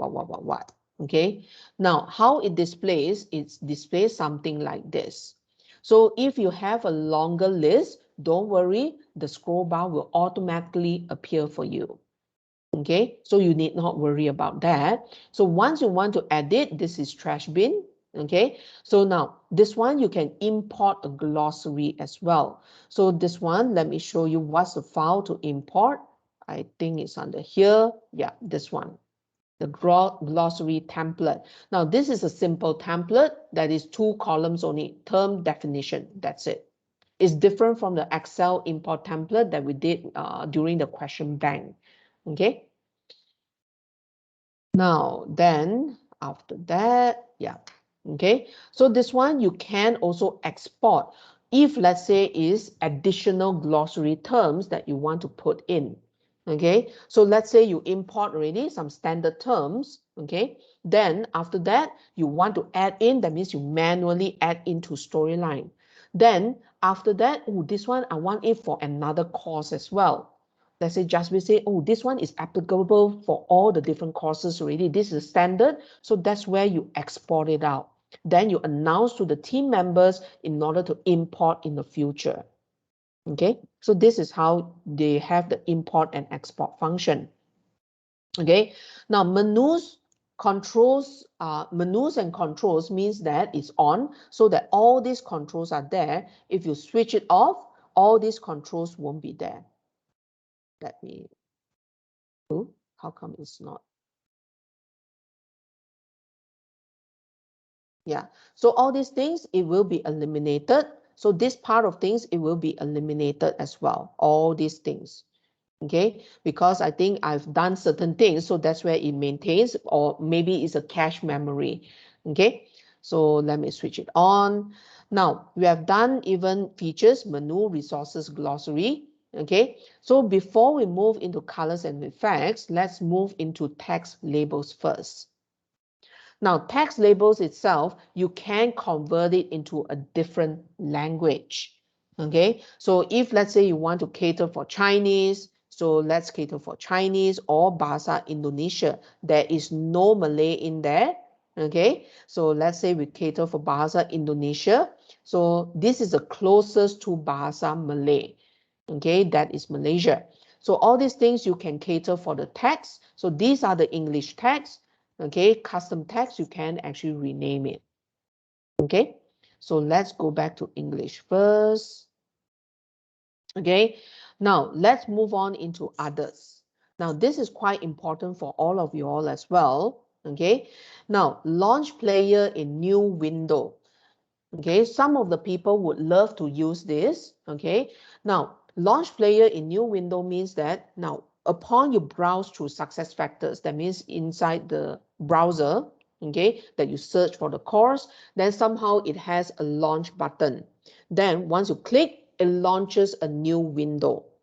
Okay, so that's how it creates. Okay, so this is launch player in a new window. So if you need the launch button itself, okay. Now resume, prompt to resume, always resume, never resume. Prompt to resume means that it will always prompt to you where you have left off. Okay, so if you want to resume from where you left off, you can click that. So always resume, they definitely don't prompt you. It always assumes that you always want to resume. Okay, never resume is opposite of always resume. Okay. Now, text is read from right to left or left to right. Now, the only language that is read from right to left, which is Jawi, Arabic language. The rest of the language is still left to right. Okay, if you believe Chinese is right to left, no longer it is. Okay, long time it has been converted to left to right. Okay, now disable skip navigation. This is under accessibility. Okay, so if you want to disable, once you click on that, that means once you finish on one of the slide, it auto advances. So this one caters for the handicapped people. That means make sure that there is no interaction in there. Okay, so this one disable skip navigation shortcut. Okay, so this one auto advances. Okay, so this is others. Now, let's say right now I go into colors and effects. Okay, so you have the dark control, okay, which is black in color. Okay, so all these things is black. You have the light control, okay. Then after that, you also have the custom control. Okay, custom, that means you can customize your colors. Okay, now accent color, the light blue function. Let's see where is light blue, which is this light blue itself. Okay, accessibility focus colors means that upon you press the tab button on your keyboard, okay, this one allows you to do certain focusing. Sometimes people work without a mouse or trackpad. Okay, sometimes people just work within the keys only. So that's where they tap, they go into the function, they press the arrows. Okay, they do not work using the mouse. Okay, so that one, it focus, that means it highlights certain boxes for you, which is yellow color. Okay, then this one, it gives the shadow color as well. Okay, now background color, this one you can change. Let's say you want the reddish or you want the greenish. Okay, something like this, your choice. And sometimes you want the yellowish as well. Okay, so I like the blue color, which is this one. Okay, so it's your choice. You can actually change it, okay, based on your branding guidelines.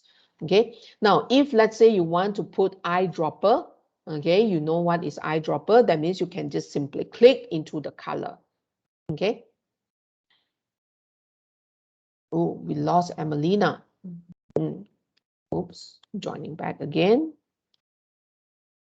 Okay, now player fonts, these are the fonts that is Lato right now. Okay, so you can actually customize your font size, okay, font type even. So let's say this one, the font size is customized through the percentage. Okay, captions font, that means the subtitles fonts also you can customize. Okay, up to you. But for captions, you cannot customize the color, which is the dark gray side. Okay, that one is 508 compliant. Okay, so it caters for the handicapped people to easier for reading and colorblind people even. Okay, now button styles right now is showing as an icon. Okay, so if you put to icon and text, let's say I click OK, go into player again. Yeah, it shows in the icon and text. Okay, now let's say if you want to put in text, that means it changes to text. Okay, so any questions coming from the floor for modern player itself that you can cater for the menu, resources, glossary, features, okay, colors and effects, text labels, and others. Nothing, So normally everything is used, is it, Alina? Not normally. Sometimes we only use a menu, not normally that we use resources and glossary. Okay, sometimes the glossary part we put within the content. Remember the PLC, okay, that we put in under the abbreviations or the hotspot. Those are the things that sometimes we do. Okay, so not normally that we use everything one. Yeah, we use when it's needed only. Yeah, like definitely we make use of this, the free navigations, and the features. Definitely we make use of the seek bar as well, because more or less the people do not want the people to navigate to fast forwards even. Okay, so all these things we definitely use. And sometimes the video side, you do not want captions or you want captions, your choice. Yeah. Okay. So do you keep improvising when you keep playing the slides? Like, because you may not, because once you see the end product and you're not satisfied, you can still go back here and keep This one actually altering. changes for the whole course. It's not going slide by slide base. Whole course, you know, this is not going per slide base. Yeah. So if you have one regulatory program, that program, once you change whatever settings, this one is for the whole regulatory program. I see. If you find that you're not satisfied, you can still go back and do Yes. Yeah, adjustments, right? yes. Yeah. Right, thanks. Okay, so, Alina? and yeah. Sorry, one question. Just now when we choose the browser in browser settings, launch play in new Windows, right? That one, do we need to enable the pop-up windows? Something? It will enable in the browser. Yeah, yes, definitely. The security protocols need to be taken care of, lah, definitely. This one, right, that you mentioned? Yeah. Yeah, correct. Yes. Okay. So normally this one is, we don't actually recommend people to use this.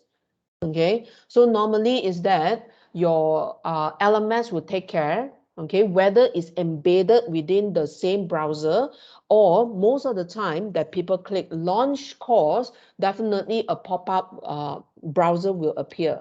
So I'm not sure, because most of the time, most of our clients, they use the pop-up. I think 90% of our clients use the pop-up window. Any other question?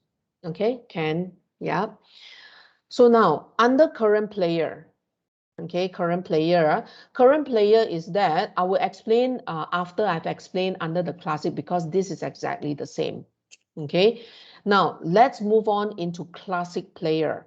Okay, now classic player, there are some changes that you can see right now. The logo is actually smaller. Okay, the classic player is a gray one. Okay, then you have top bar left is here, top bar right, which is here, then sidebar, which you have another panel as well. Compared to the modern one, modern only has 2 panels. Okay, so all these things you can also move. Okay, then this one is all the same, that you have alt text, then allow user accessibility controls, logo is here. Okay, so these are all the same. Menu is exactly the same as well. Okay, resources, glossary, exactly the same. Now, the only change that is under other. Okay, now other is that you have player size, lock player at optimal size, or scale player to fill browser window. Now, normally we definitely go scale player to fill browser window. Why? Okay, because we do not know what's the resolution screen based on the user side of things. So normally we go full screen. Okay, that means the player will go to full screen also. Okay, it will not be truncated or anything else. Okay, they do not have the scroll bar within it as well. Okay, so make sure that you scale player to fill browser window. Now, lock player at optimal size. What does that mean? If your resolution is 2000 pixel by 1000 pixel, for example, okay, your width is 2000 pixel, and the slide size itself, you done it in HD quality, okay, which is 1280 by 720, which is smaller. Okay, so lock player at optimal size, it would display as this size, but your whole area is 2000. So your whole area, which is white, and your slide, which is smaller. That's it. So whether you want that, I'm not sure. Okay, so normally we definitely go scale player to fill browser window. The rest is the same.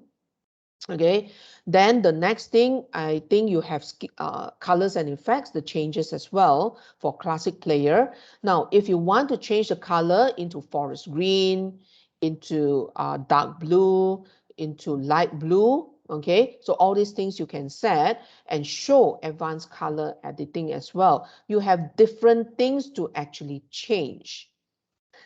Okay, so this is more controls that you can have.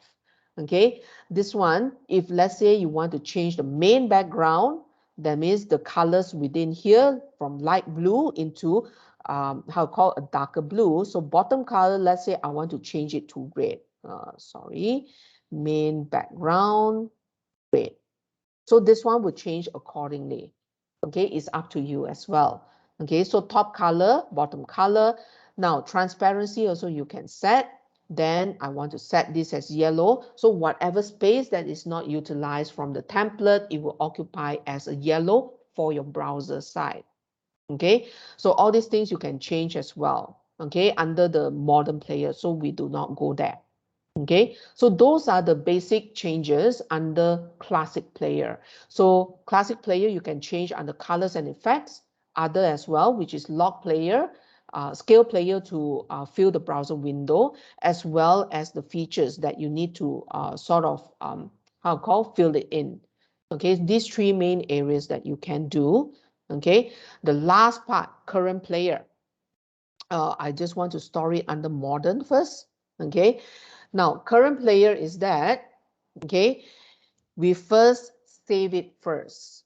Okay, now once I save it, which is 2022-0124, which is today's date. Now once I save it, okay, I can actually export it out. Okay, once I export, it export as an XML format. Okay, so you can see the XML format here. Now, why do you need to export? This one, this corporate image only requires one person in one company to do it. Okay, not 3 person to do it. Okay, because this one is corporate branding. Okay, so I believe that it's only one person. Okay, or you all can work among teams to actually consult with one person to actually do the corporate image. Now, once this person actually does the corporate image, okay, then let's say Emelina does it. Okay, let's say, so you've done it and you want to distribute to Just Bay, you want to distribute to Hafiza, which is different locations. Okay, so let's say you save it as an XML. And what Just Bay and Hafiza need to do is open up Storyline, and then you can just come into Player. You can just easily import the XML file. Okay, let's see which XML file, this XML file. And once you import, you click open, every single thing will be intact. That means the blue color will be there, your glossary will be there, your resources will be there. Okay, your colors and effects, everything will be the same thing. So this is how you can distribute your branding guidelines. Okay, so any questions coming from the floor for that?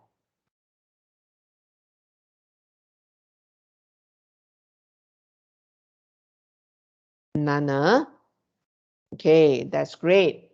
Okay, so now we'll move on with sliders and DAOs first before we move on into publishing. How about that?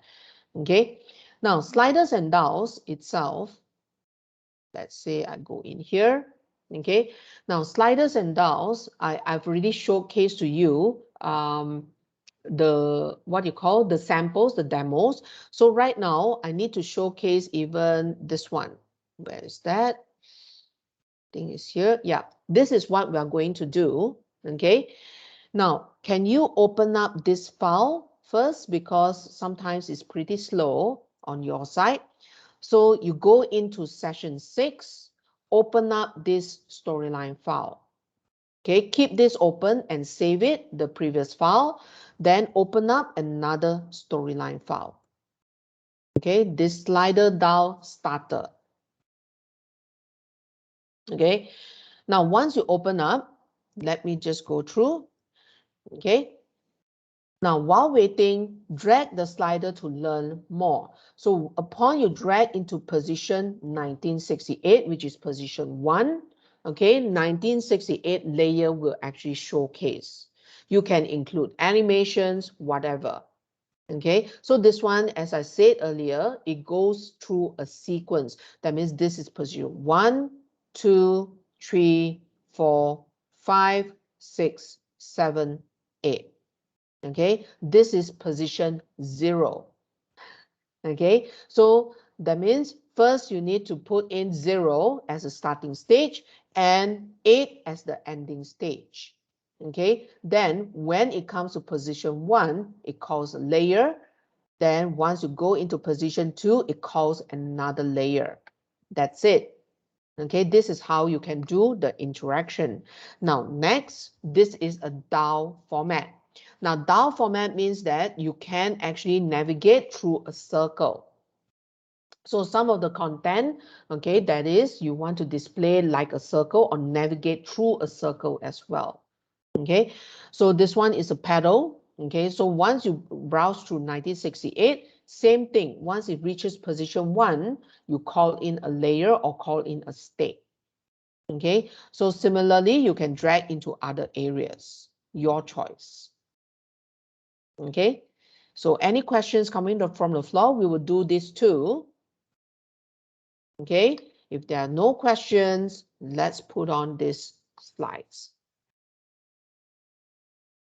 Okay, now for the first slide is called a slider. Now check the elements inside the slide first.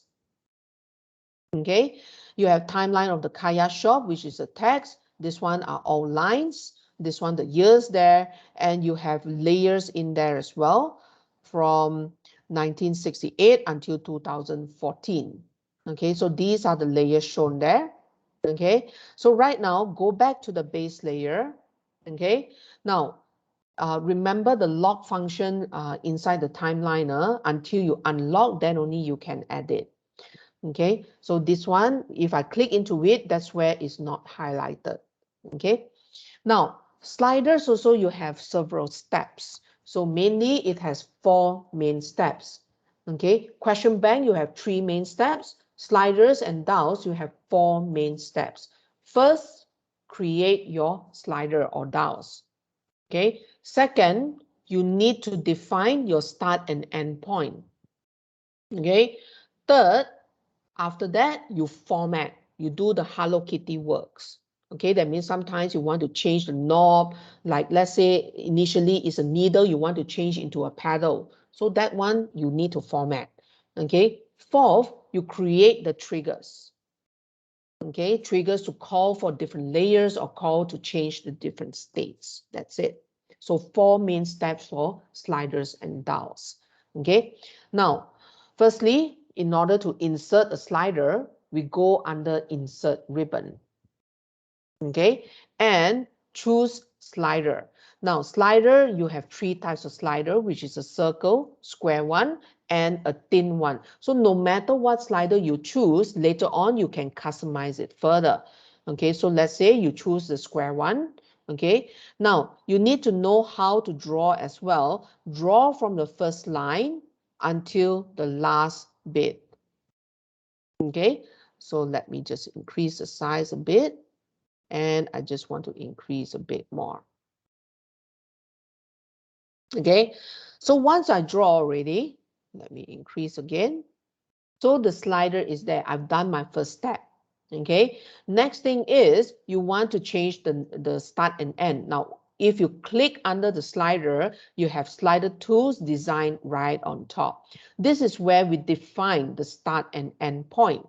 Now, do you see start and end right above? Okay, under the ribbon of slider tools design. If you don't see it, click under the slider first. Now, slider is best to create based on the base layer itself. Okay. Now, start and end means that the starting point, which is 0, the ending point, which is 10 right now. So count the number of stops. Okay. So 0 is the first stop. 1, 2, 3, 4, 5, 6, 7, 8 stops. So meaning that you made 8 stops. So that's where I changed my n into 8. Okay, now initial means that where this square, the darker blue, okay, starts from. So meaning you want to start at 5, then it moves, or you want to start at 4, then it moves accordingly. Your choice. Okay, so I rather start from the beginning.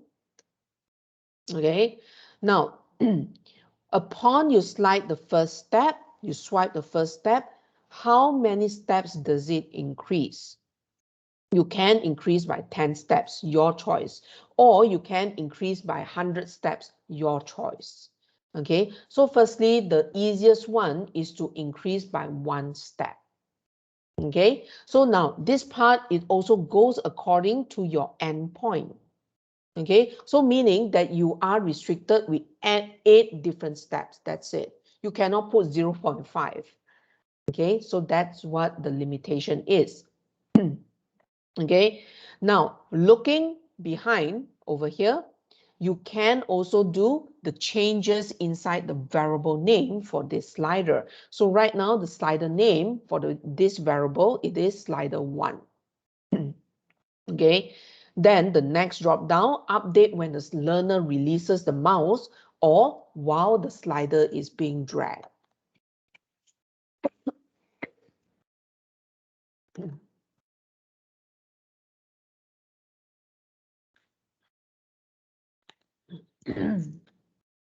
So second step done already. So it's up to you, which one do you want to select?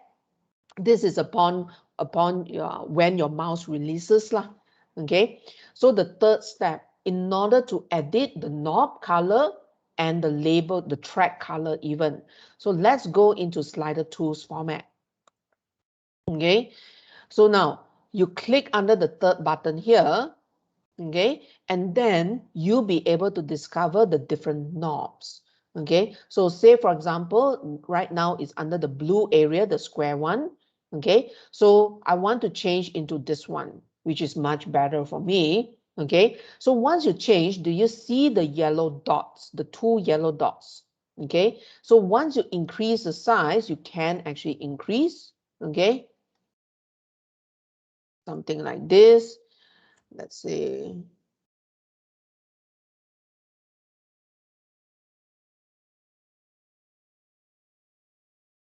Okay, so I already increased my size. I need to drag it further. Okay, so something like this. Also can, your choice. Okay, so then if you want to change the color to Biocon's color, hang on, I have a delivery. So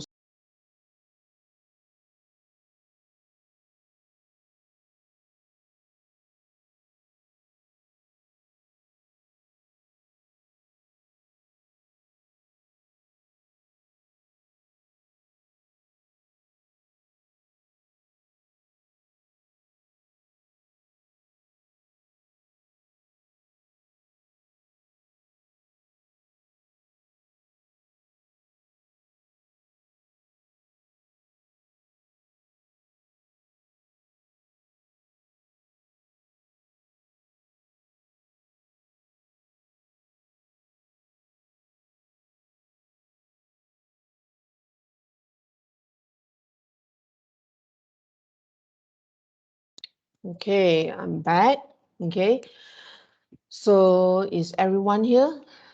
Put a thumbs up if you are here. Okay, great. Okay, great as well. Thank you. So sorry just now because I'm working from home. Okay, so now for the thumb fill, you can change to any color, which is red. Okay, so this one is changing to red. Then sometimes you want to put in a picture for the thumb. So you want to convert it. So let's say you want to put in a picture. So that's where you select a picture under thumb fill. So that's where you select. Let's say you want to select a boat. So let's go into X session 6, demo, which is under source, image, boats. So let's say which boat do you want? That is under orange. So this is the boat Okay, let's shrink the size a bit because this is occupying so much space. Okay, now do you see the border line outside of the boat? Okay, so this is the border line that you want to remove as well. Then after that, in order to remove, I just go into thumb border, no outline. Okay, this is how you can remove the border. Okay, so now after that, you have different track styles even. Okay, so if I click under the third button here to increase, to expand, so this is where you can select different styles, whether the roundy one, whether the thinner, rounder one. Okay, your choice. So I want the orange one since I select the orange kayak. Okay, now the third step has been done. The first step, that means we create the slider. Second step, that means we define the start and end. The third step, that means we format, we change the knob as well as the track styles, okay, the color of it. And the fourth step, okay, so right now we create the triggers, okay. So now just put on the first trigger, okay. I'll give you some time to actually do this first. Hope everyone is in this page, so you can do the Hello Kitty works, whatever, before we start on with the triggers. How about that? Give you around 2 minutes to do this. Once you're done, put a thumbs up. Thank you.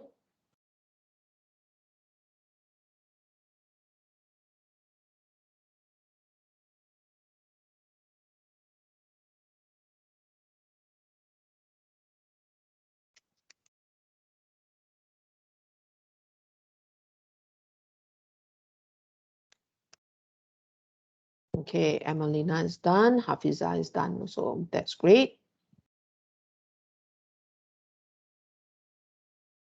Okay. How about Jasbe? Working on it, Elena. Okay. Thanks. So make sure that you define the start and end once you created your slider.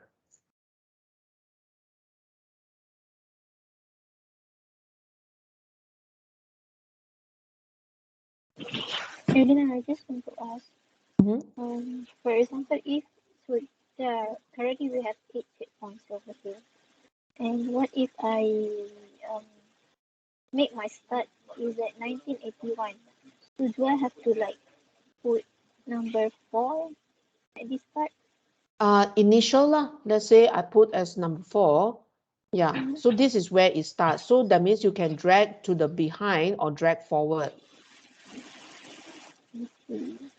Yeah, your choice. Yeah, where it starts only. Initial means that the starting point. Okay. Yeah. Okay.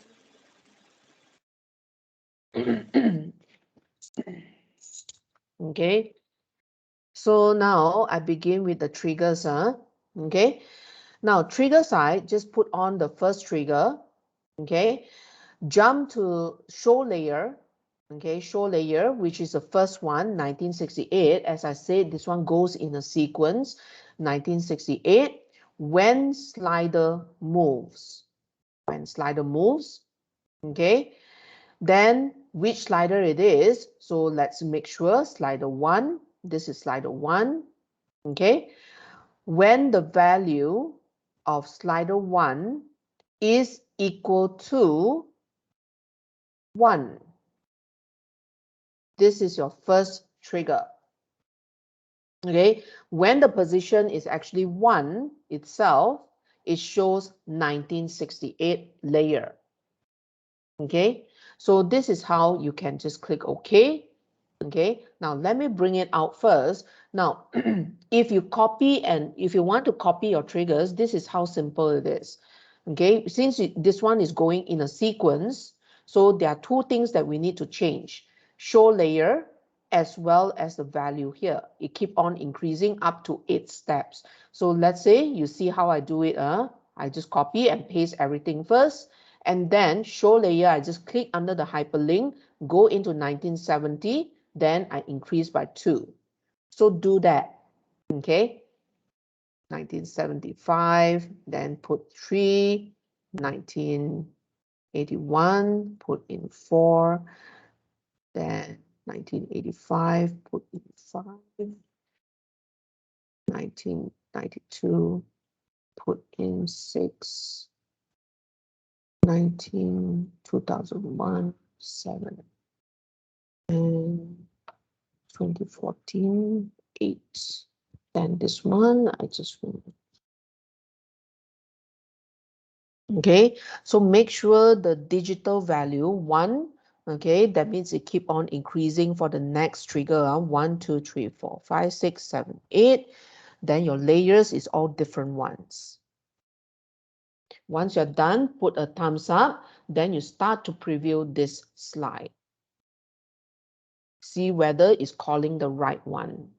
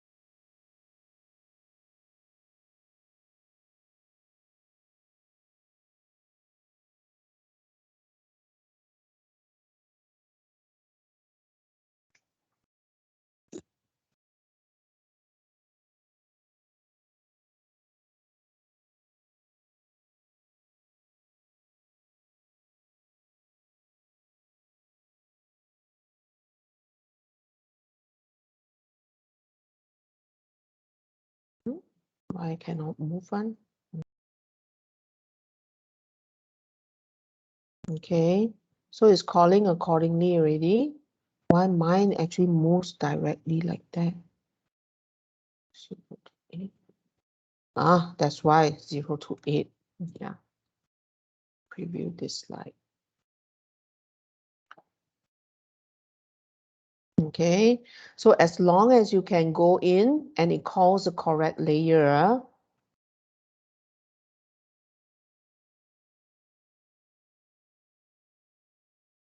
Okay, mine is calling correctly. And Melina, whether it's calling correctly. Yes, okay, great. Okay, so just Bayside. Just is picking up, Alina. No worries, you carry on. But I'm. You see, I'm seeing and learning, like, Okay. quite a bit slow, but okay, understanding it first. Okay, can, no Thanks. problem. Now, Hafiza, is it calling correctly that you can slide every stop for you? Yeah, it's working fine. Okay, great. So now, after you have saved the file, okay, let's move on into DAOs. Okay, now DAO side of things, you insert DAO. Okay, so there are 3 different DAOs here, whether the arrow one or the pin one. Okay, so that's what, or the dot one, your choice. Now for the DAO, now just now sliders itself, you put on the slider, then only you change to a different knob. Okay, now for DAO it's slightly different. Okay, you can put on anything for the middle part, for the needle itself. Then after that, you can make use of the DAO to convert it. Okay, so let's say right now, I want you all to put in a picture of the paddle itself. So picture from file, then go back to images. This DAO paddle is under session 6, source images, DAO paddle. Okay, now put on this image first. Then I put on something like this, put on somewhere in the middle. It's not in the middle. Yeah, something like this. Yeah. Okay, so, or you can put on something like this, that's fine. Okay, somewhere the size of it. Okay, now once you do that, then after that, you can go into insert again to convert this as a DAO format. So let's say you go under DAO, convert to DAO. Okay, so once you convert to DAO, it has a green arrow. and a red arrow. The green arrow is where it begins, the red arrow is where it ends. Okay, so now for this green one, you can actually just put it according to the vertical line. Then the red one also is vertical already. So this one, it actually structures that.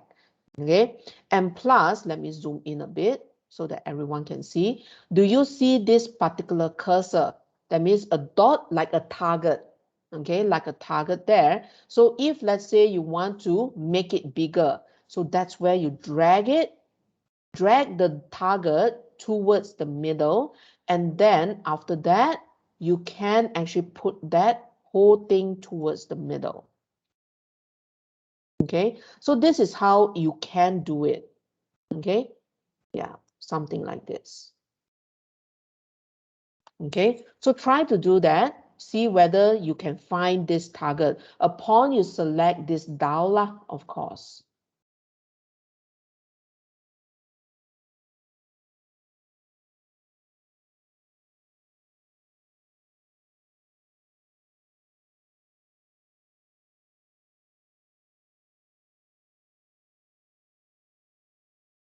Okay, so once you selected, okay, there are 3 main steps as well. Okay, go up to dial tools design. Okay, now picture 1, or you can name it again to dial paddle, for example. So let's say for this dial, you want to name it, oops, design tools, dial paddle. Okay, now the rotation is 180. So this one is the same thing like sliders just now. Upon you drag or upon you releases the mouse. So rotation is 180 degrees. So always shows up. That means this this grayish area will always show upon for the author itself, so that they know that this one is a dial. Okay, or you can choose when selected, your choice. Okay, now start means that where the starting value is, end value. So this is one thing that for sliders and dials also need to do. So how many points does it stop? That means 8 points as well, because it's up to 2014. So that's where you put in 8 points. That means this one is position 1, not to say position 1, this is position 0. 0, 1, 2, 3, 4, 5, 6, 7, 8. So 0 is one position as well. So 8 stops does it make? Okay, initial value, because it's 6, that's where the paddle actually move to position 6. So if you want to move it to position 0, that's fine. Let's move it to position 0. Okay. Now, picture tools format. Okay. Now, this format meaning that you can change the picture color. So let's say you want to change it into a brown color, your choice as well. Okay, so that's all. Okay, since this one is converting a picture into a dial format, that's where it gives you the picture tools format. Okay. Yeah, proceed to do this first before we move into the triggers.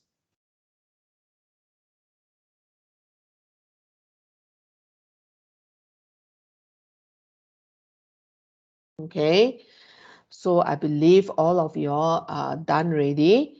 Now, right now we move into the triggers. Okay, now same thing, show layer 1968, one dial turns. Then this one you need to select which one is your picture 1. Okay, so this one is picture 1. If the value is equal to position 1. Okay, so what it means that if the dial is equals to position 1, which is 1968, it will show the layer called 1968 for you. Okay, so this is where we start to copy and paste. Now, once you paste it, you need to change 2 different values as well, the layer as well as the digit value. Then after that, you preview.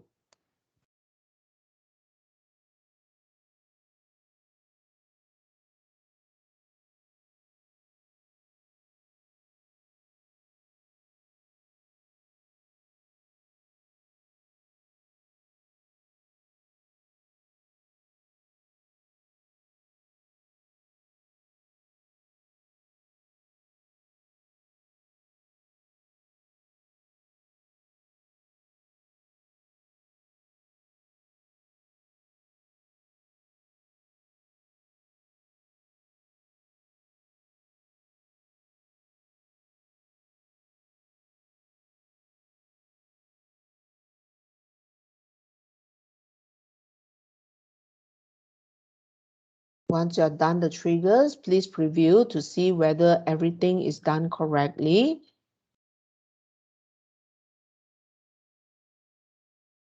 So it's working fine by my side. So I'm not sure about yours.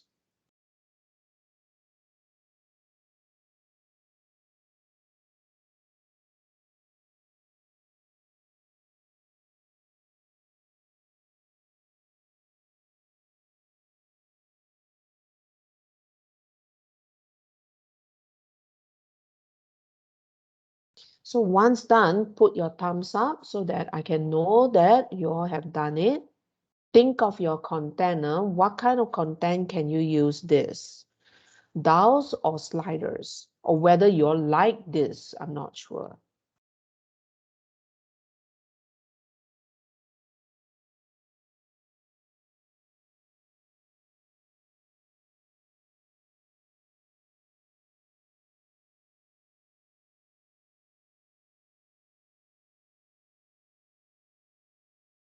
So once done, can you put your thumbs up?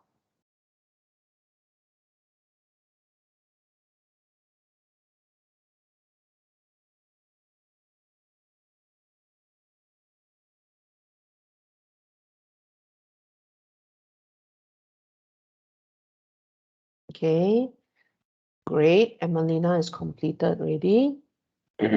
Save your file.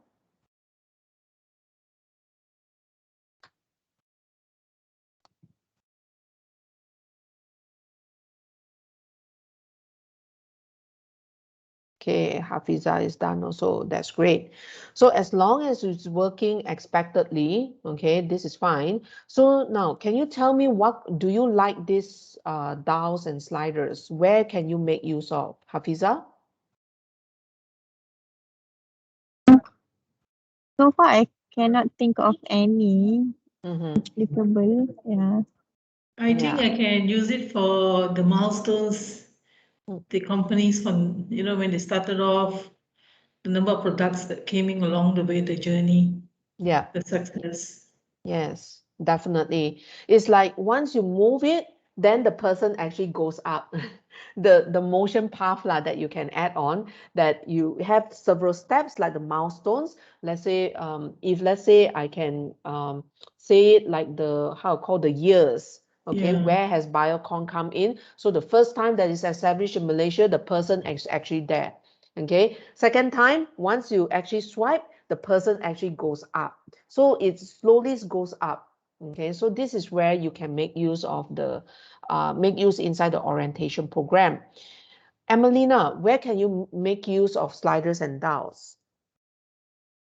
From what I can think of, I think we can apply this to the history of GNP probably. Okay, that's interesting. You can make use of Mm, that as well. Okay, now not many people would love sliders and DAOs, honestly. Honestly, not many people like it. Why? Okay, now for this, because is that the limited screen space if it is mobile compliant. Okay, so mobile compliant side definitely is limited space. So when you swipe a bit, then it already moves. So that's where the number of stops that we make is only 5 stops or 3 stops. So that means it changes abruptly. Okay, so this one for sliders, for DAOs as well. DAOs, that means it's harder inside the mobile to actually swipe. So think about that. Okay, so basically not many people will like this. So if let's say we like DAOs, you can make a semicircle. Okay, that you have 3 or 4 stops. So that's where they actually slide like that. Okay, or like that. Half of the DAO. That's it, not the whole circle. Okay, inside the slide. So that's how you can improve the interaction, different ways of interacting as well. Okay, so any questions under sliders and DAOs? Okay, so Nana, so let's close this. We have done with sliders and DAOs. The last part that I wanted to show you, which is publishing. Okay, so earlier on that we actually did player. Then after that, we did sliders and dials. Then the most early one, which is we did 360 images. So let's say we want to publish. So let's go through. Okay. Now, publish, you have different formats to publish: Review 360, web, video, LMS, LRS, CD, Word. Okay. Now, CD, it will phase out very soon. Okay, so right now we we need to tell people that CD will be phasing out by this year.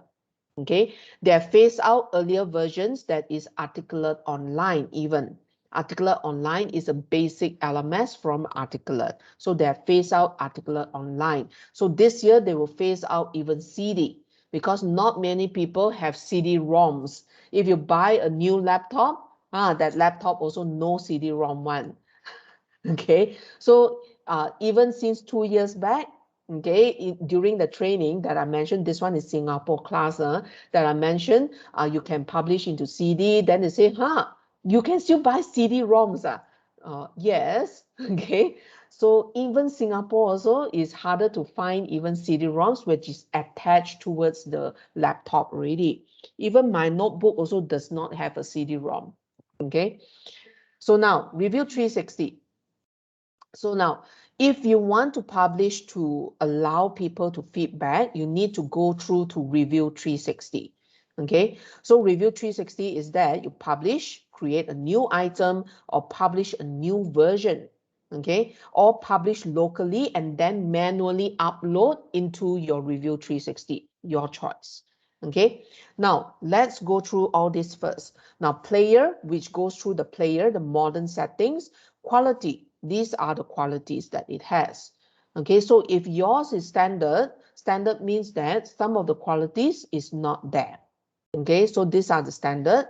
So 5, audio bit rate is 56, your image quality is 80. So most of the time we use custom.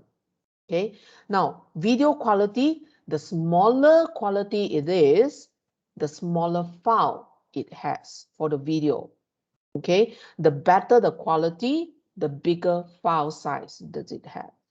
Okay, so make sure you know that. Okay, so bigger the file size, that means you actually have a better quality. Okay, so right now all my videos is good quality, so that's where I reduce into a smaller file size. That's it. So your source file needs to be good quality ones. If let's say your source file is not good quality and you want to make it better quality in Storyline, so sorry, you can't do that. That means it's worse also. Okay, so make sure the source file is very good quality and then only you compress it. So there are several compression tools even. So let me share with you. Now, compression tools itself, the one that we use is uCompress. Let me type this inside the chat room even. Okay, now uCompress is that it does not limit, okay, number of times that you can compress. That means you just select any video file, then you proceed to upload. The server will actually compress it for you, and then you can actually download and delete the file from the server. Okay, so this one, the only limitation that it has is 1 gig of file size. Okay, so some of the people that they only want 3 meg of video. So that means you need to reduce the resolution of the video size and then compress it further. So this is one software that we definitely make use to compress it. Okay, so last year we also did a lot of videos, so that's where I introduced this particular program to one of my media designer, and he loves this right now.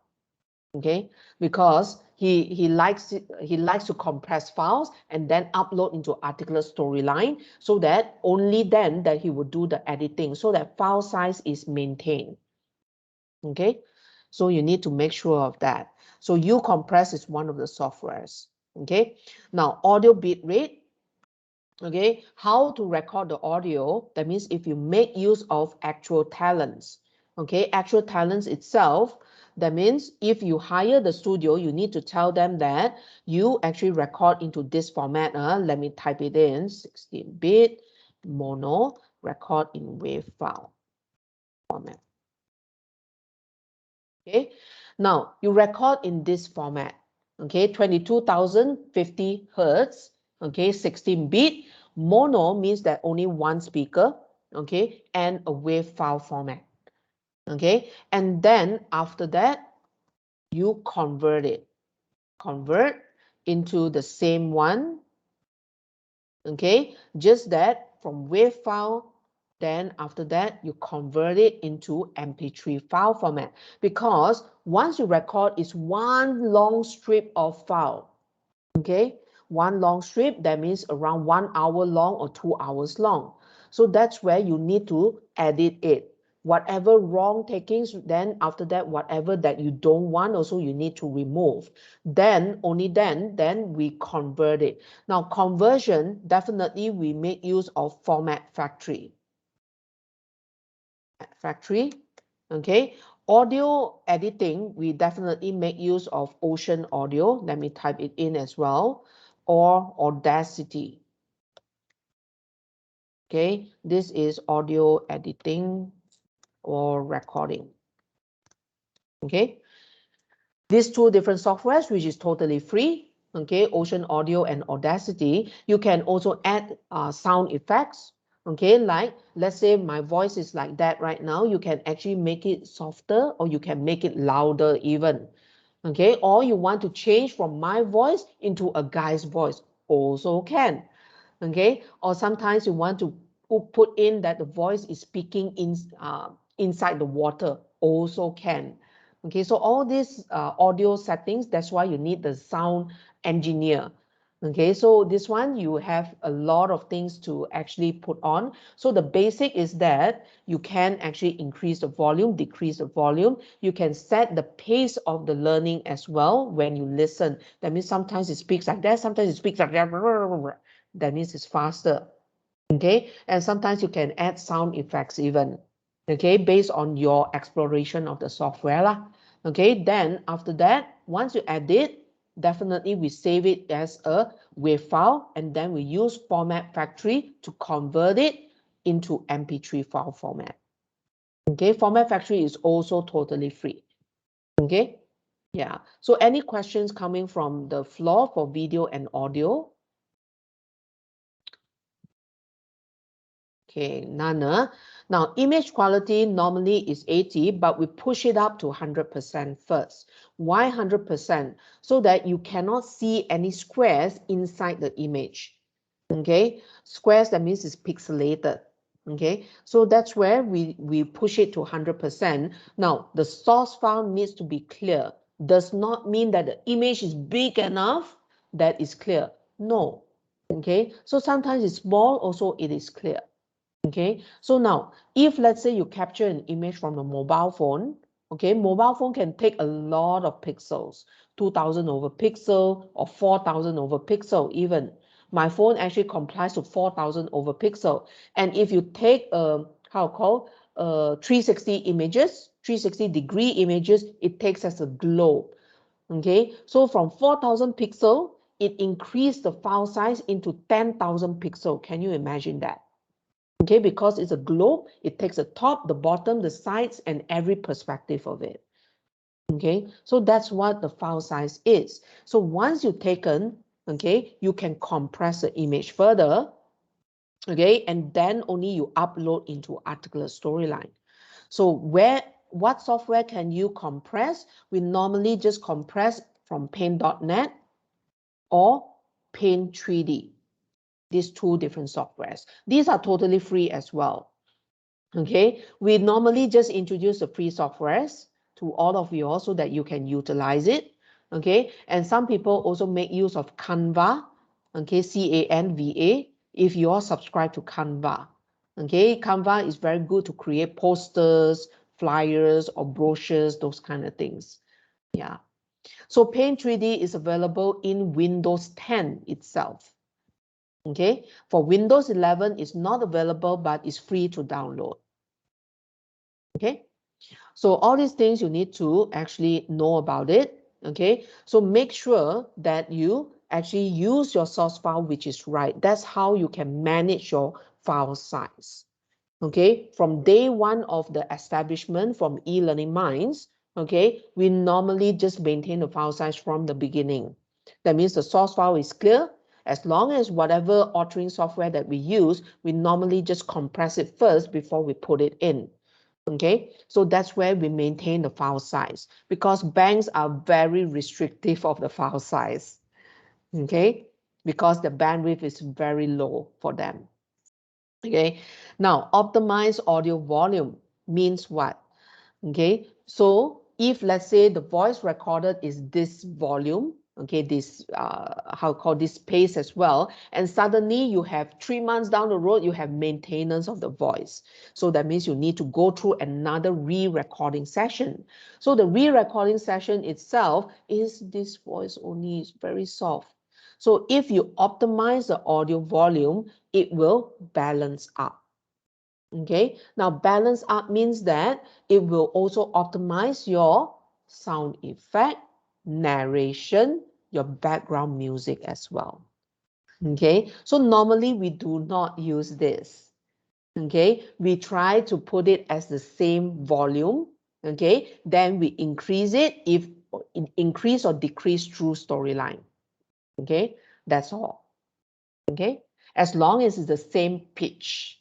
So let's say for sometimes the talent actually came to our studio to record the voice, and suddenly 6 months down the road, only there is voice maintenance. And sometimes the voice is recorded in another studio. The voice pitch will be different. Okay, and sometimes and during the pandemic, the talent cannot travel to the studio. The studio is totally closed, and the talent record through the mic of the phone. The pitch is different. Okay, so that's where the person needs to record in a noise-free environment. Okay, make sure that it's noise-free. Okay, so and there's no echo inside as well. Okay, so these things you need to take note as well. Okay, now let's click OK.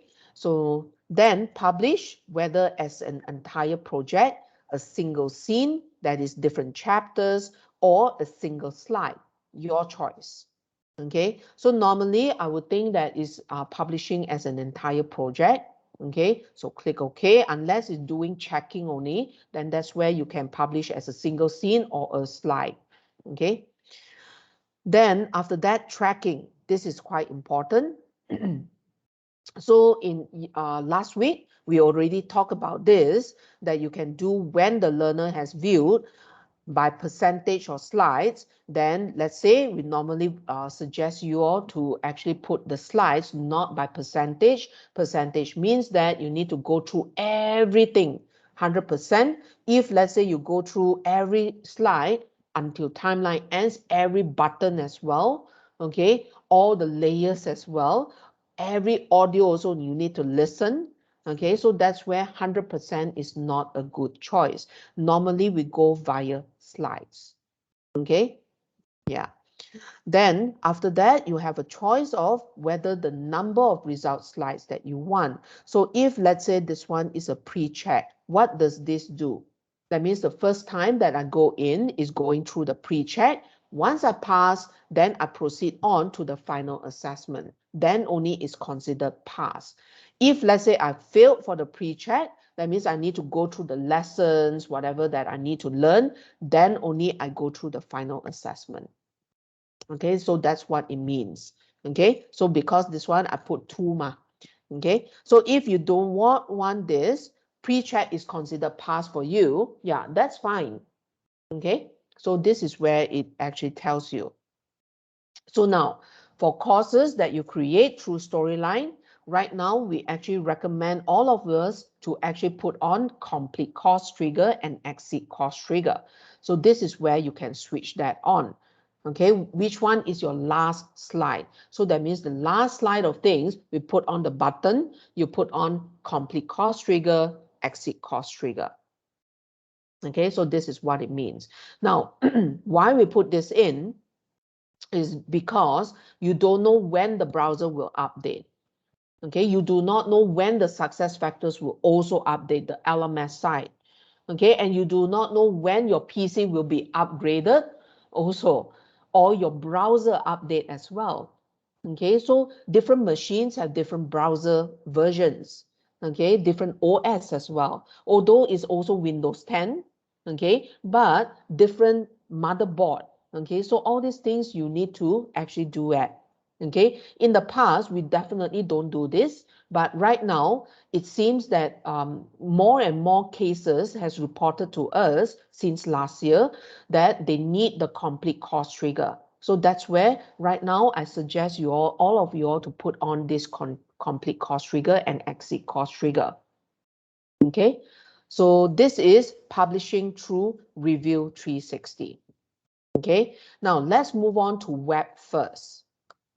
Okay, now web is that you need to define the title, the folder where you are publishing into, then all of it, okay, once you publish, the files that you publish will be uploaded into your web server, not your LMS, your web server, okay, then only it works. Or let's say your system is a web server, you can upload in there, then anyone in the world can access through it. Okay, so or you want to view it locally. So for checking purpose, normally we just go through web version. Okay, so all these things is the same as review. Then video. Video is the same thing, title and folder. So you can define the quality even, whether HD quality, standard HD. Okay, so all this size. Okay, this one you need to manage the file size as well. Then this one, the higher the quality, the bigger the file size. The worse the quality, the smaller the file size. Okay, so Storyline also can publish out as a video. Okay, so sometimes we do that, okay, when it's necessary. But once we do that, all the interactions is eliminated. Okay, that means there is no clicks allowed. That means once you click, it just moves on. Imagine that. Okay, so normally once you publish out as a video, okay, normally the interactions will be gone. So you need to follow whether next actions or slide numbering, your choice. Okay, so normally we follow the slide numbering on the video side. And normally we just publish as a 720 video, okay, or we publish as a 1080. This one is the height, okay, this is full HD, yeah.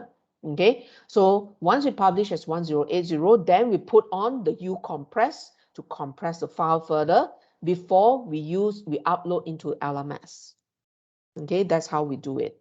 Okay, now before we move into LMS and LRS side, we move on into CD first. CD is publishing the same thing. You just need to define which folder do you want to publish into. Okay, this is more for remote areas, okay, that they are not accessible through internet for your LMS site. Okay, so all these things they will slowly remove the CD version because all of it is HTML5 compliant. So no matter what, you use a web version and LMS version also, you can view it, okay, so locally. So if you need to save it into a thumb drive, you can save LMS version or web version for them to see as well.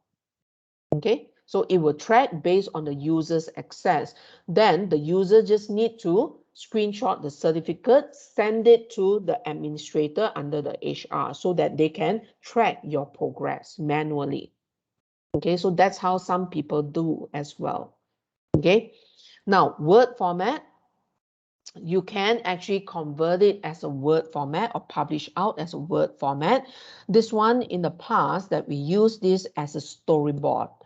Okay, now why in the first day that we established the e-learning mind site, we normally just use PowerPoint as a storyboard.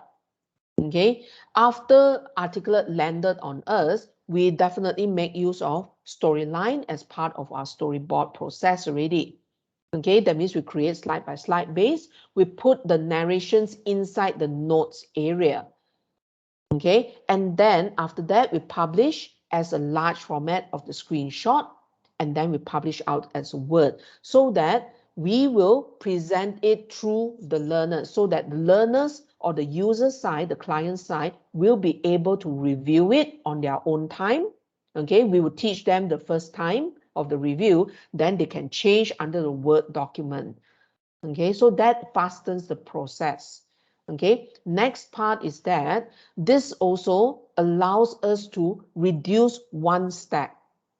Okay, where it comes through the PowerPoint, because sometimes PowerPoint is not updated based on the graphic designer and ID perspective. So that reduces the mistakes that we need to QC as well, the time taken, the steps taken as well. Okay, so normally just one file that we maintain from storyboard. Then once the storyboard is confirmed, then we pass on to the graphic designers to enhance and further fine tune it. Okay, so this is where you come. Okay, now LMS and LRS. Okay, now there's one thing that I need to describe, okay, which is all this is the same just now that I've already explained. So now SCORM 1.2, SCORM 2004, AICC, XAPI or TINCAN, CMI 5. What are all these compliance? Okay, which one comes first? Okay, now I can say that AICC came first, which is around more than 30 years ago. 30 years ago, meaning is around 1990s, okay, that it came on board. Last time, I think 20 years ago or 20 odd years ago, LinkedIn and lynda.com definitely uses AICC. I think they have upgraded, okay. So now, SCORM 1.2 came on board around 2000, okay. You can do the bookmark. Okay, that means where you left off, you can proceed on further. Okay, that's one thing good. So that's when Malaysia started to adopt SCORM 1.2. Okay, the Southeast Asia region. Okay, in 2004, okay, year 2004, SCORM also upgraded from 1.2 to have an enhanced version under SCORM. That's how the tracking goes. Okay, you still have the bookmarking version. Okay, the one thing good about 2004, it has 3 different editions, 2nd, 3rd, 4th. Okay, now if you do not know what version or what compliance or what standards do you need to publish into, check your LMS vendor. Okay, check with your LMS vendor which package should you or which standard should you follow. Okay, they will give you that and then you just follow through. Okay, now SCORM 2004 has 3 different editions. Okay, the best version of it is the 4th edition. Why we say that? Now, compared to 1.2, 1.2 is that for your quiz questions. Okay, if you select option A, the word is option A, option A, B, C, D. Okay, now if I selected option A as a multiple choice, okay, inside the LMS, it gives you fictitious number alphanumeric, okay, under your LMS side. In 2004 version, it gives you option A as well as your user response. Okay, so that's what it means. Now, what's the correct answer? I have user response, I have correct answer as well. So if let's say option A is your answer in SCORM 1.2, it gives you fictitious number as well. Joins with alphanumerics. Okay, for 2004, it gives you the actual option A so that you can see the user's responses, the system answer itself. Okay, so it's a better way of reporting. Okay, so now for this, we call it item analysis for 2004 itself, so that you can judge how good the questions are being created. Let's say most of the people answer option C. The answer is actually option A.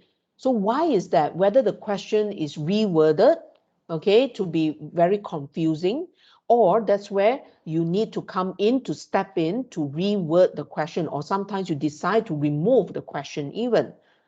Okay, so we are supposed to help people to pass, not help them to fail.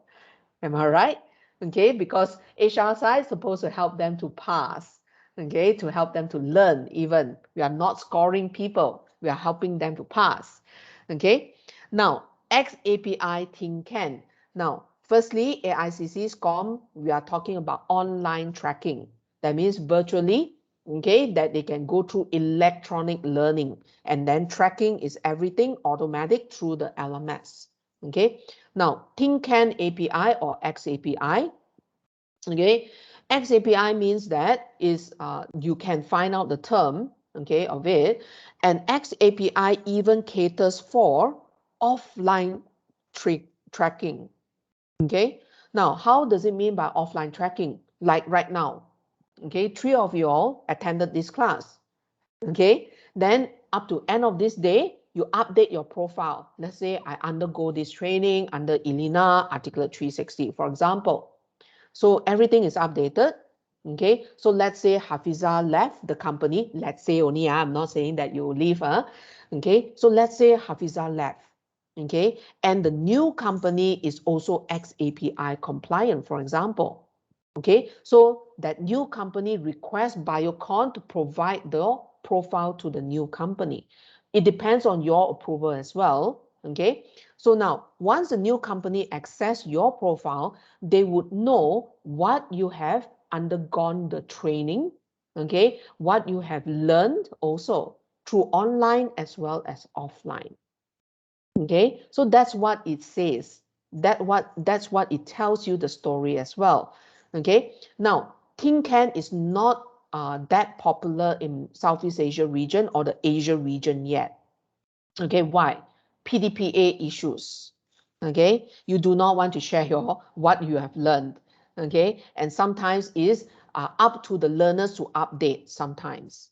Okay, so all these things, it requires the person itself, whether you or the administrator that tracks under the training calendar for you all to update it into the profile.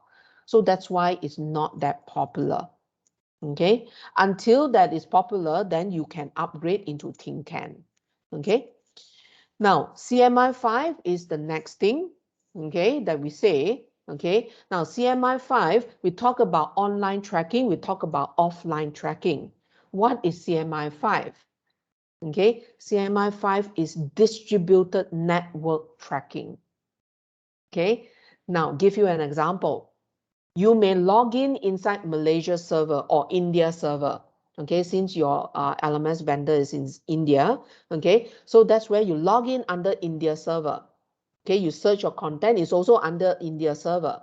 Okay, when you launch your content, when you read through the content, doing the e-learning is Singapore server. So that means server to server is talking, and you are accessing through Malaysia. So that is distributed network. Okay, so all these things, it requires also cybersecurity, firewalls, a lot of firewalls, a lot of antiviruses taking on. Okay, so this is CMI 5.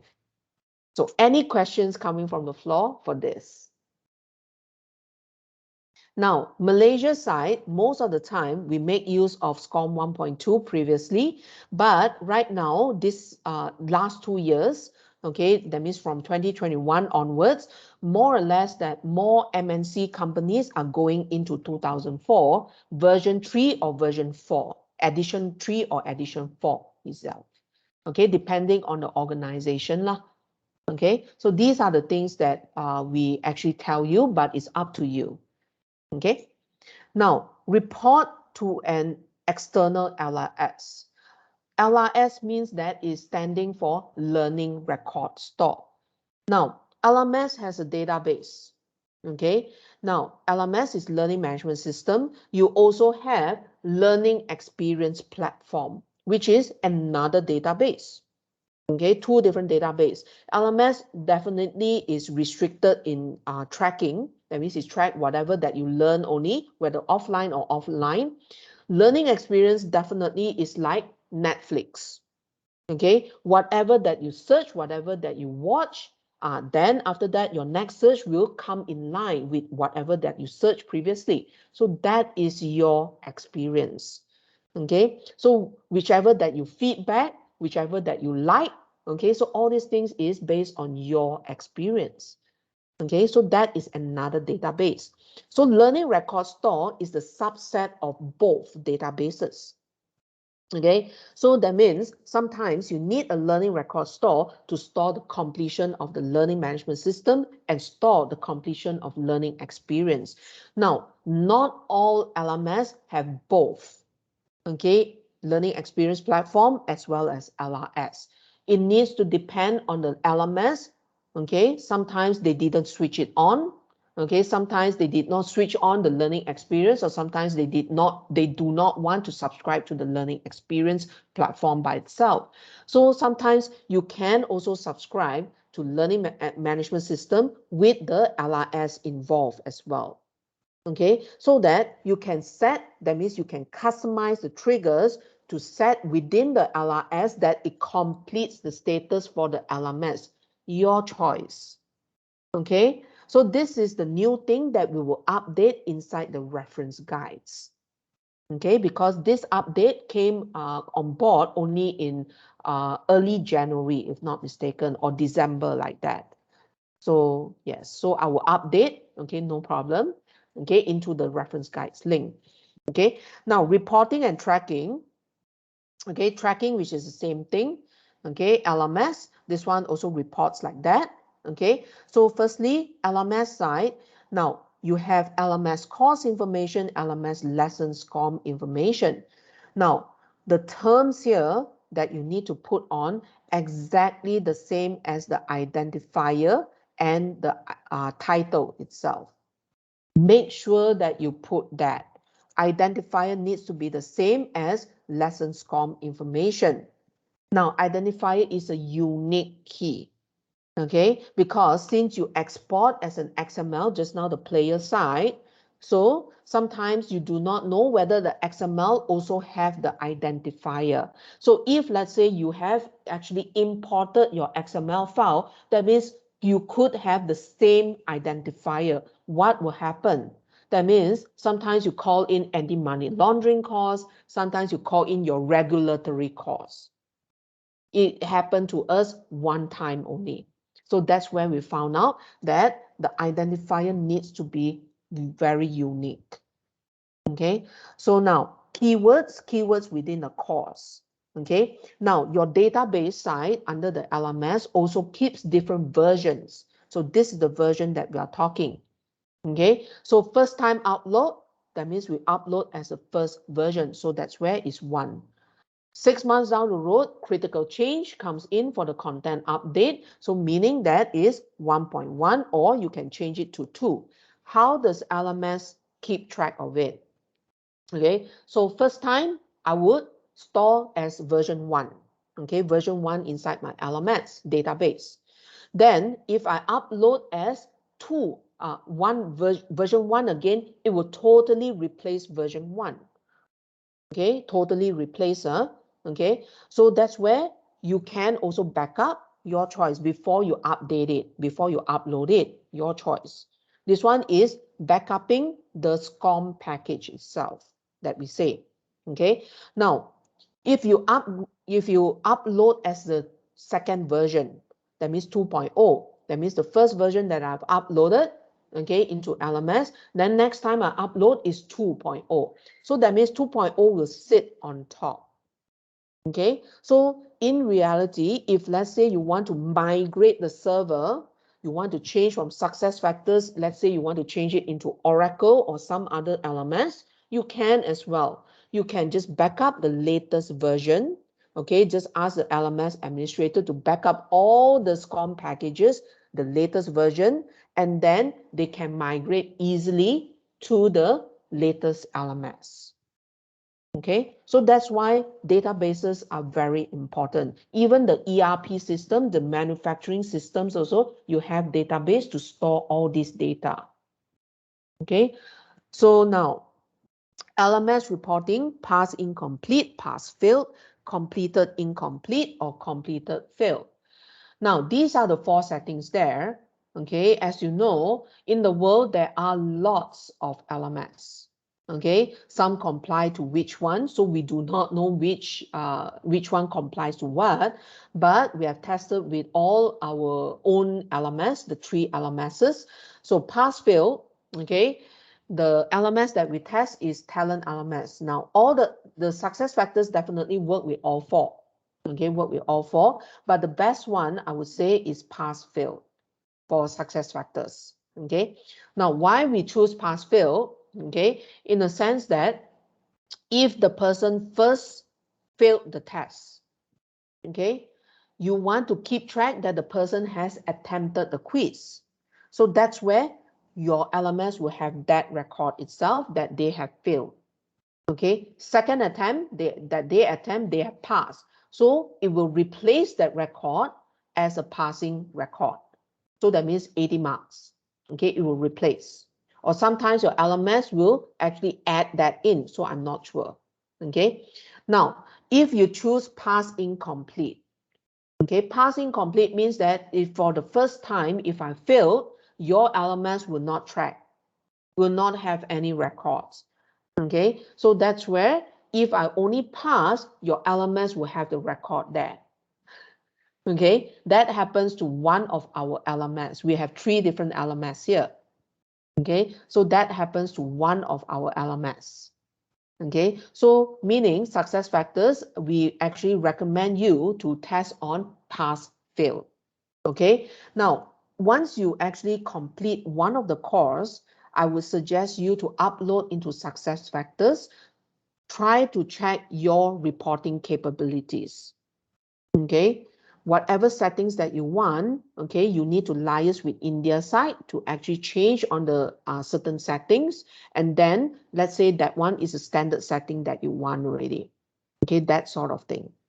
Okay, so this is what I suggest on here. Okay, now LRS. If you choose to report to an external LRS, okay, external means that your LMS, you have subscribed into another LRS, your choice. Some LMSs don't have an LRS embedded inside. Okay, so I believe SuccessFactors has an LRS, so that means you can omit this out. Okay, so if you want to actually include it in, so supply at launch, then manual, that means you can set what are the LRS, endpoint, the key, secret, test settings, you can as well. Okay, so these are the triggers that we set. Okay, then that's how you publish it out. Okay, understand? So these are the LMS settings. So let's say I click OK, and this one I do not want, and I just publish it out. Now, once I'm publishing out, let me show you the published formats. Now, CD, these are the published formats. Okay, so normally we just burn all these files into a CD-ROM or a DVD-ROM. Okay, how the users call, that means auto run based on launch story. Okay, once you launch this, then it will call the files and it will actually launch it lah. Okay, then web format, which is all these files. Okay, HTML5 compliant as well. Okay, so if you want which file to launch, that means you can call story.html. Okay, so things like that. Okay, now furthermore, Word format, you can actually call this file. Let me launch it first. Okay, so something like that. Okay, so this one is your file name, your scene name, and your slide name. These are the screenshots that it takes. This one is a video file. Okay, so Word format, that means there's no interaction. It's up to you. Now layers also, it will screenshot. Okay, the narration definitely we put on here, or programming instructions. Okay, like this one, it has even narration going on. Okay, VO stands for voiceover. Okay, so all these things, we actually train our users how to read this storyboard the first time review, then they can proceed to review at their time. Just that you need to specify the due date for them to review. That's it. Okay, so this is the Word format. Okay, then Review 360, definitely we don't show it here. Okay, but you can see it based under the, how called the 10 session only. That one we go into detail. Okay, so while waiting for me to publish, any questions from the floor, whether 360 image, player, sliders or dials, as well as publish.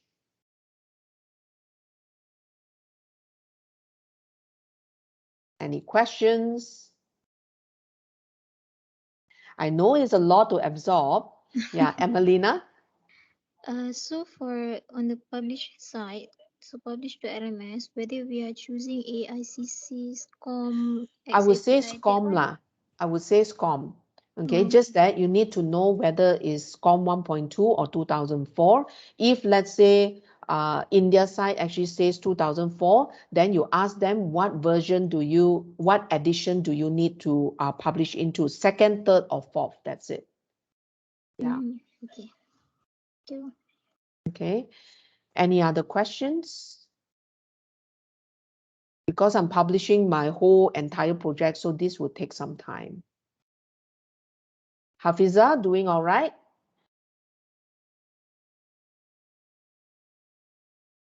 Yes, yes. Okay. Okay. Yeah.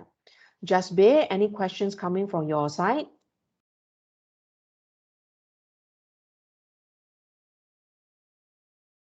Okay, maybe she's occupied, no problem. Now, while waiting, I need to show you this as well. Under the RISE reference guides, the first link itself, under session 6, there is an optional exercise. Okay, so this optional exercise is like that. So you can proceed on with recapping. Okay, so this one is a slider. So how to do this? Okay, so this one is one thing that we want to show you. So this afternoon, okay, we will move on to the second link, which is slightly more advanced already. Oh, finish. Okay, now once it's successful publishing, okay, you can click open, which open the folder. Okay, these are the file formats that it caters. Okay, so all these files are LMS versions. This is 1.2 that are published into. Then check out your source files. Okay, which one is the biggest file size, which is 17 meg. This one definitely is a video. That means the the screen simulation it could be. Okay, so that means I need to actually compress this file. I don't compress it here. Okay, so sometimes you need to check the file size even before you compress it. Okay, so then before you once you found out the size of it, then you compress it outside using a third party. Okay, before you put into Storyline again.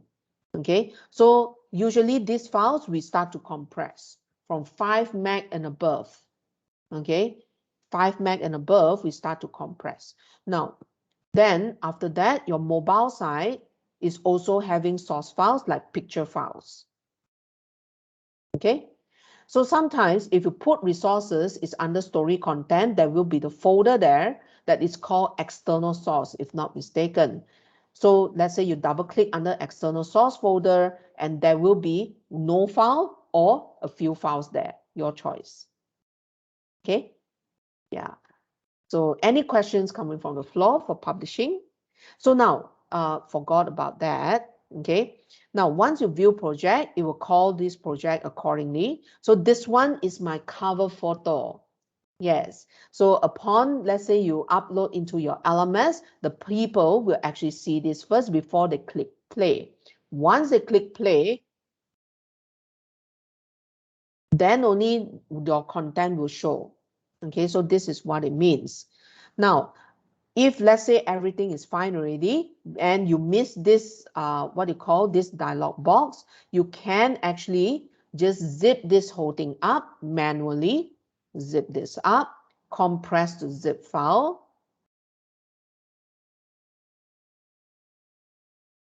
Okay, and let's say this one is 2022-0124. Yeah, and then after that, you pass this file, this zip file, to your LMS site. Just pass the zip file. You don't pass them all the files, you pass them the zip file and upload it as what course and what modules. Then they will start to enroll your course in. Okay, so this is where once you upload as a zip file, that's a SCORM package, your LMS will self-extract. Okay, so that users could call in. Okay, so any questions coming from the floor?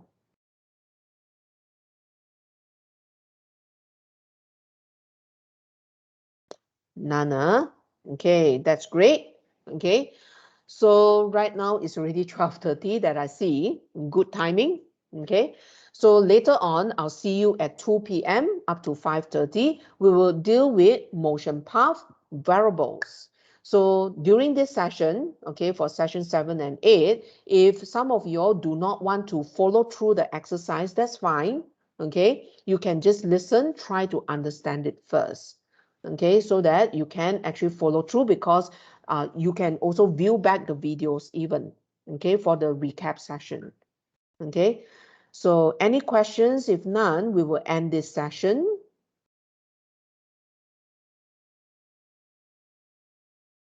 Nana. Okay, so later on, I'll see you at 2 p.m.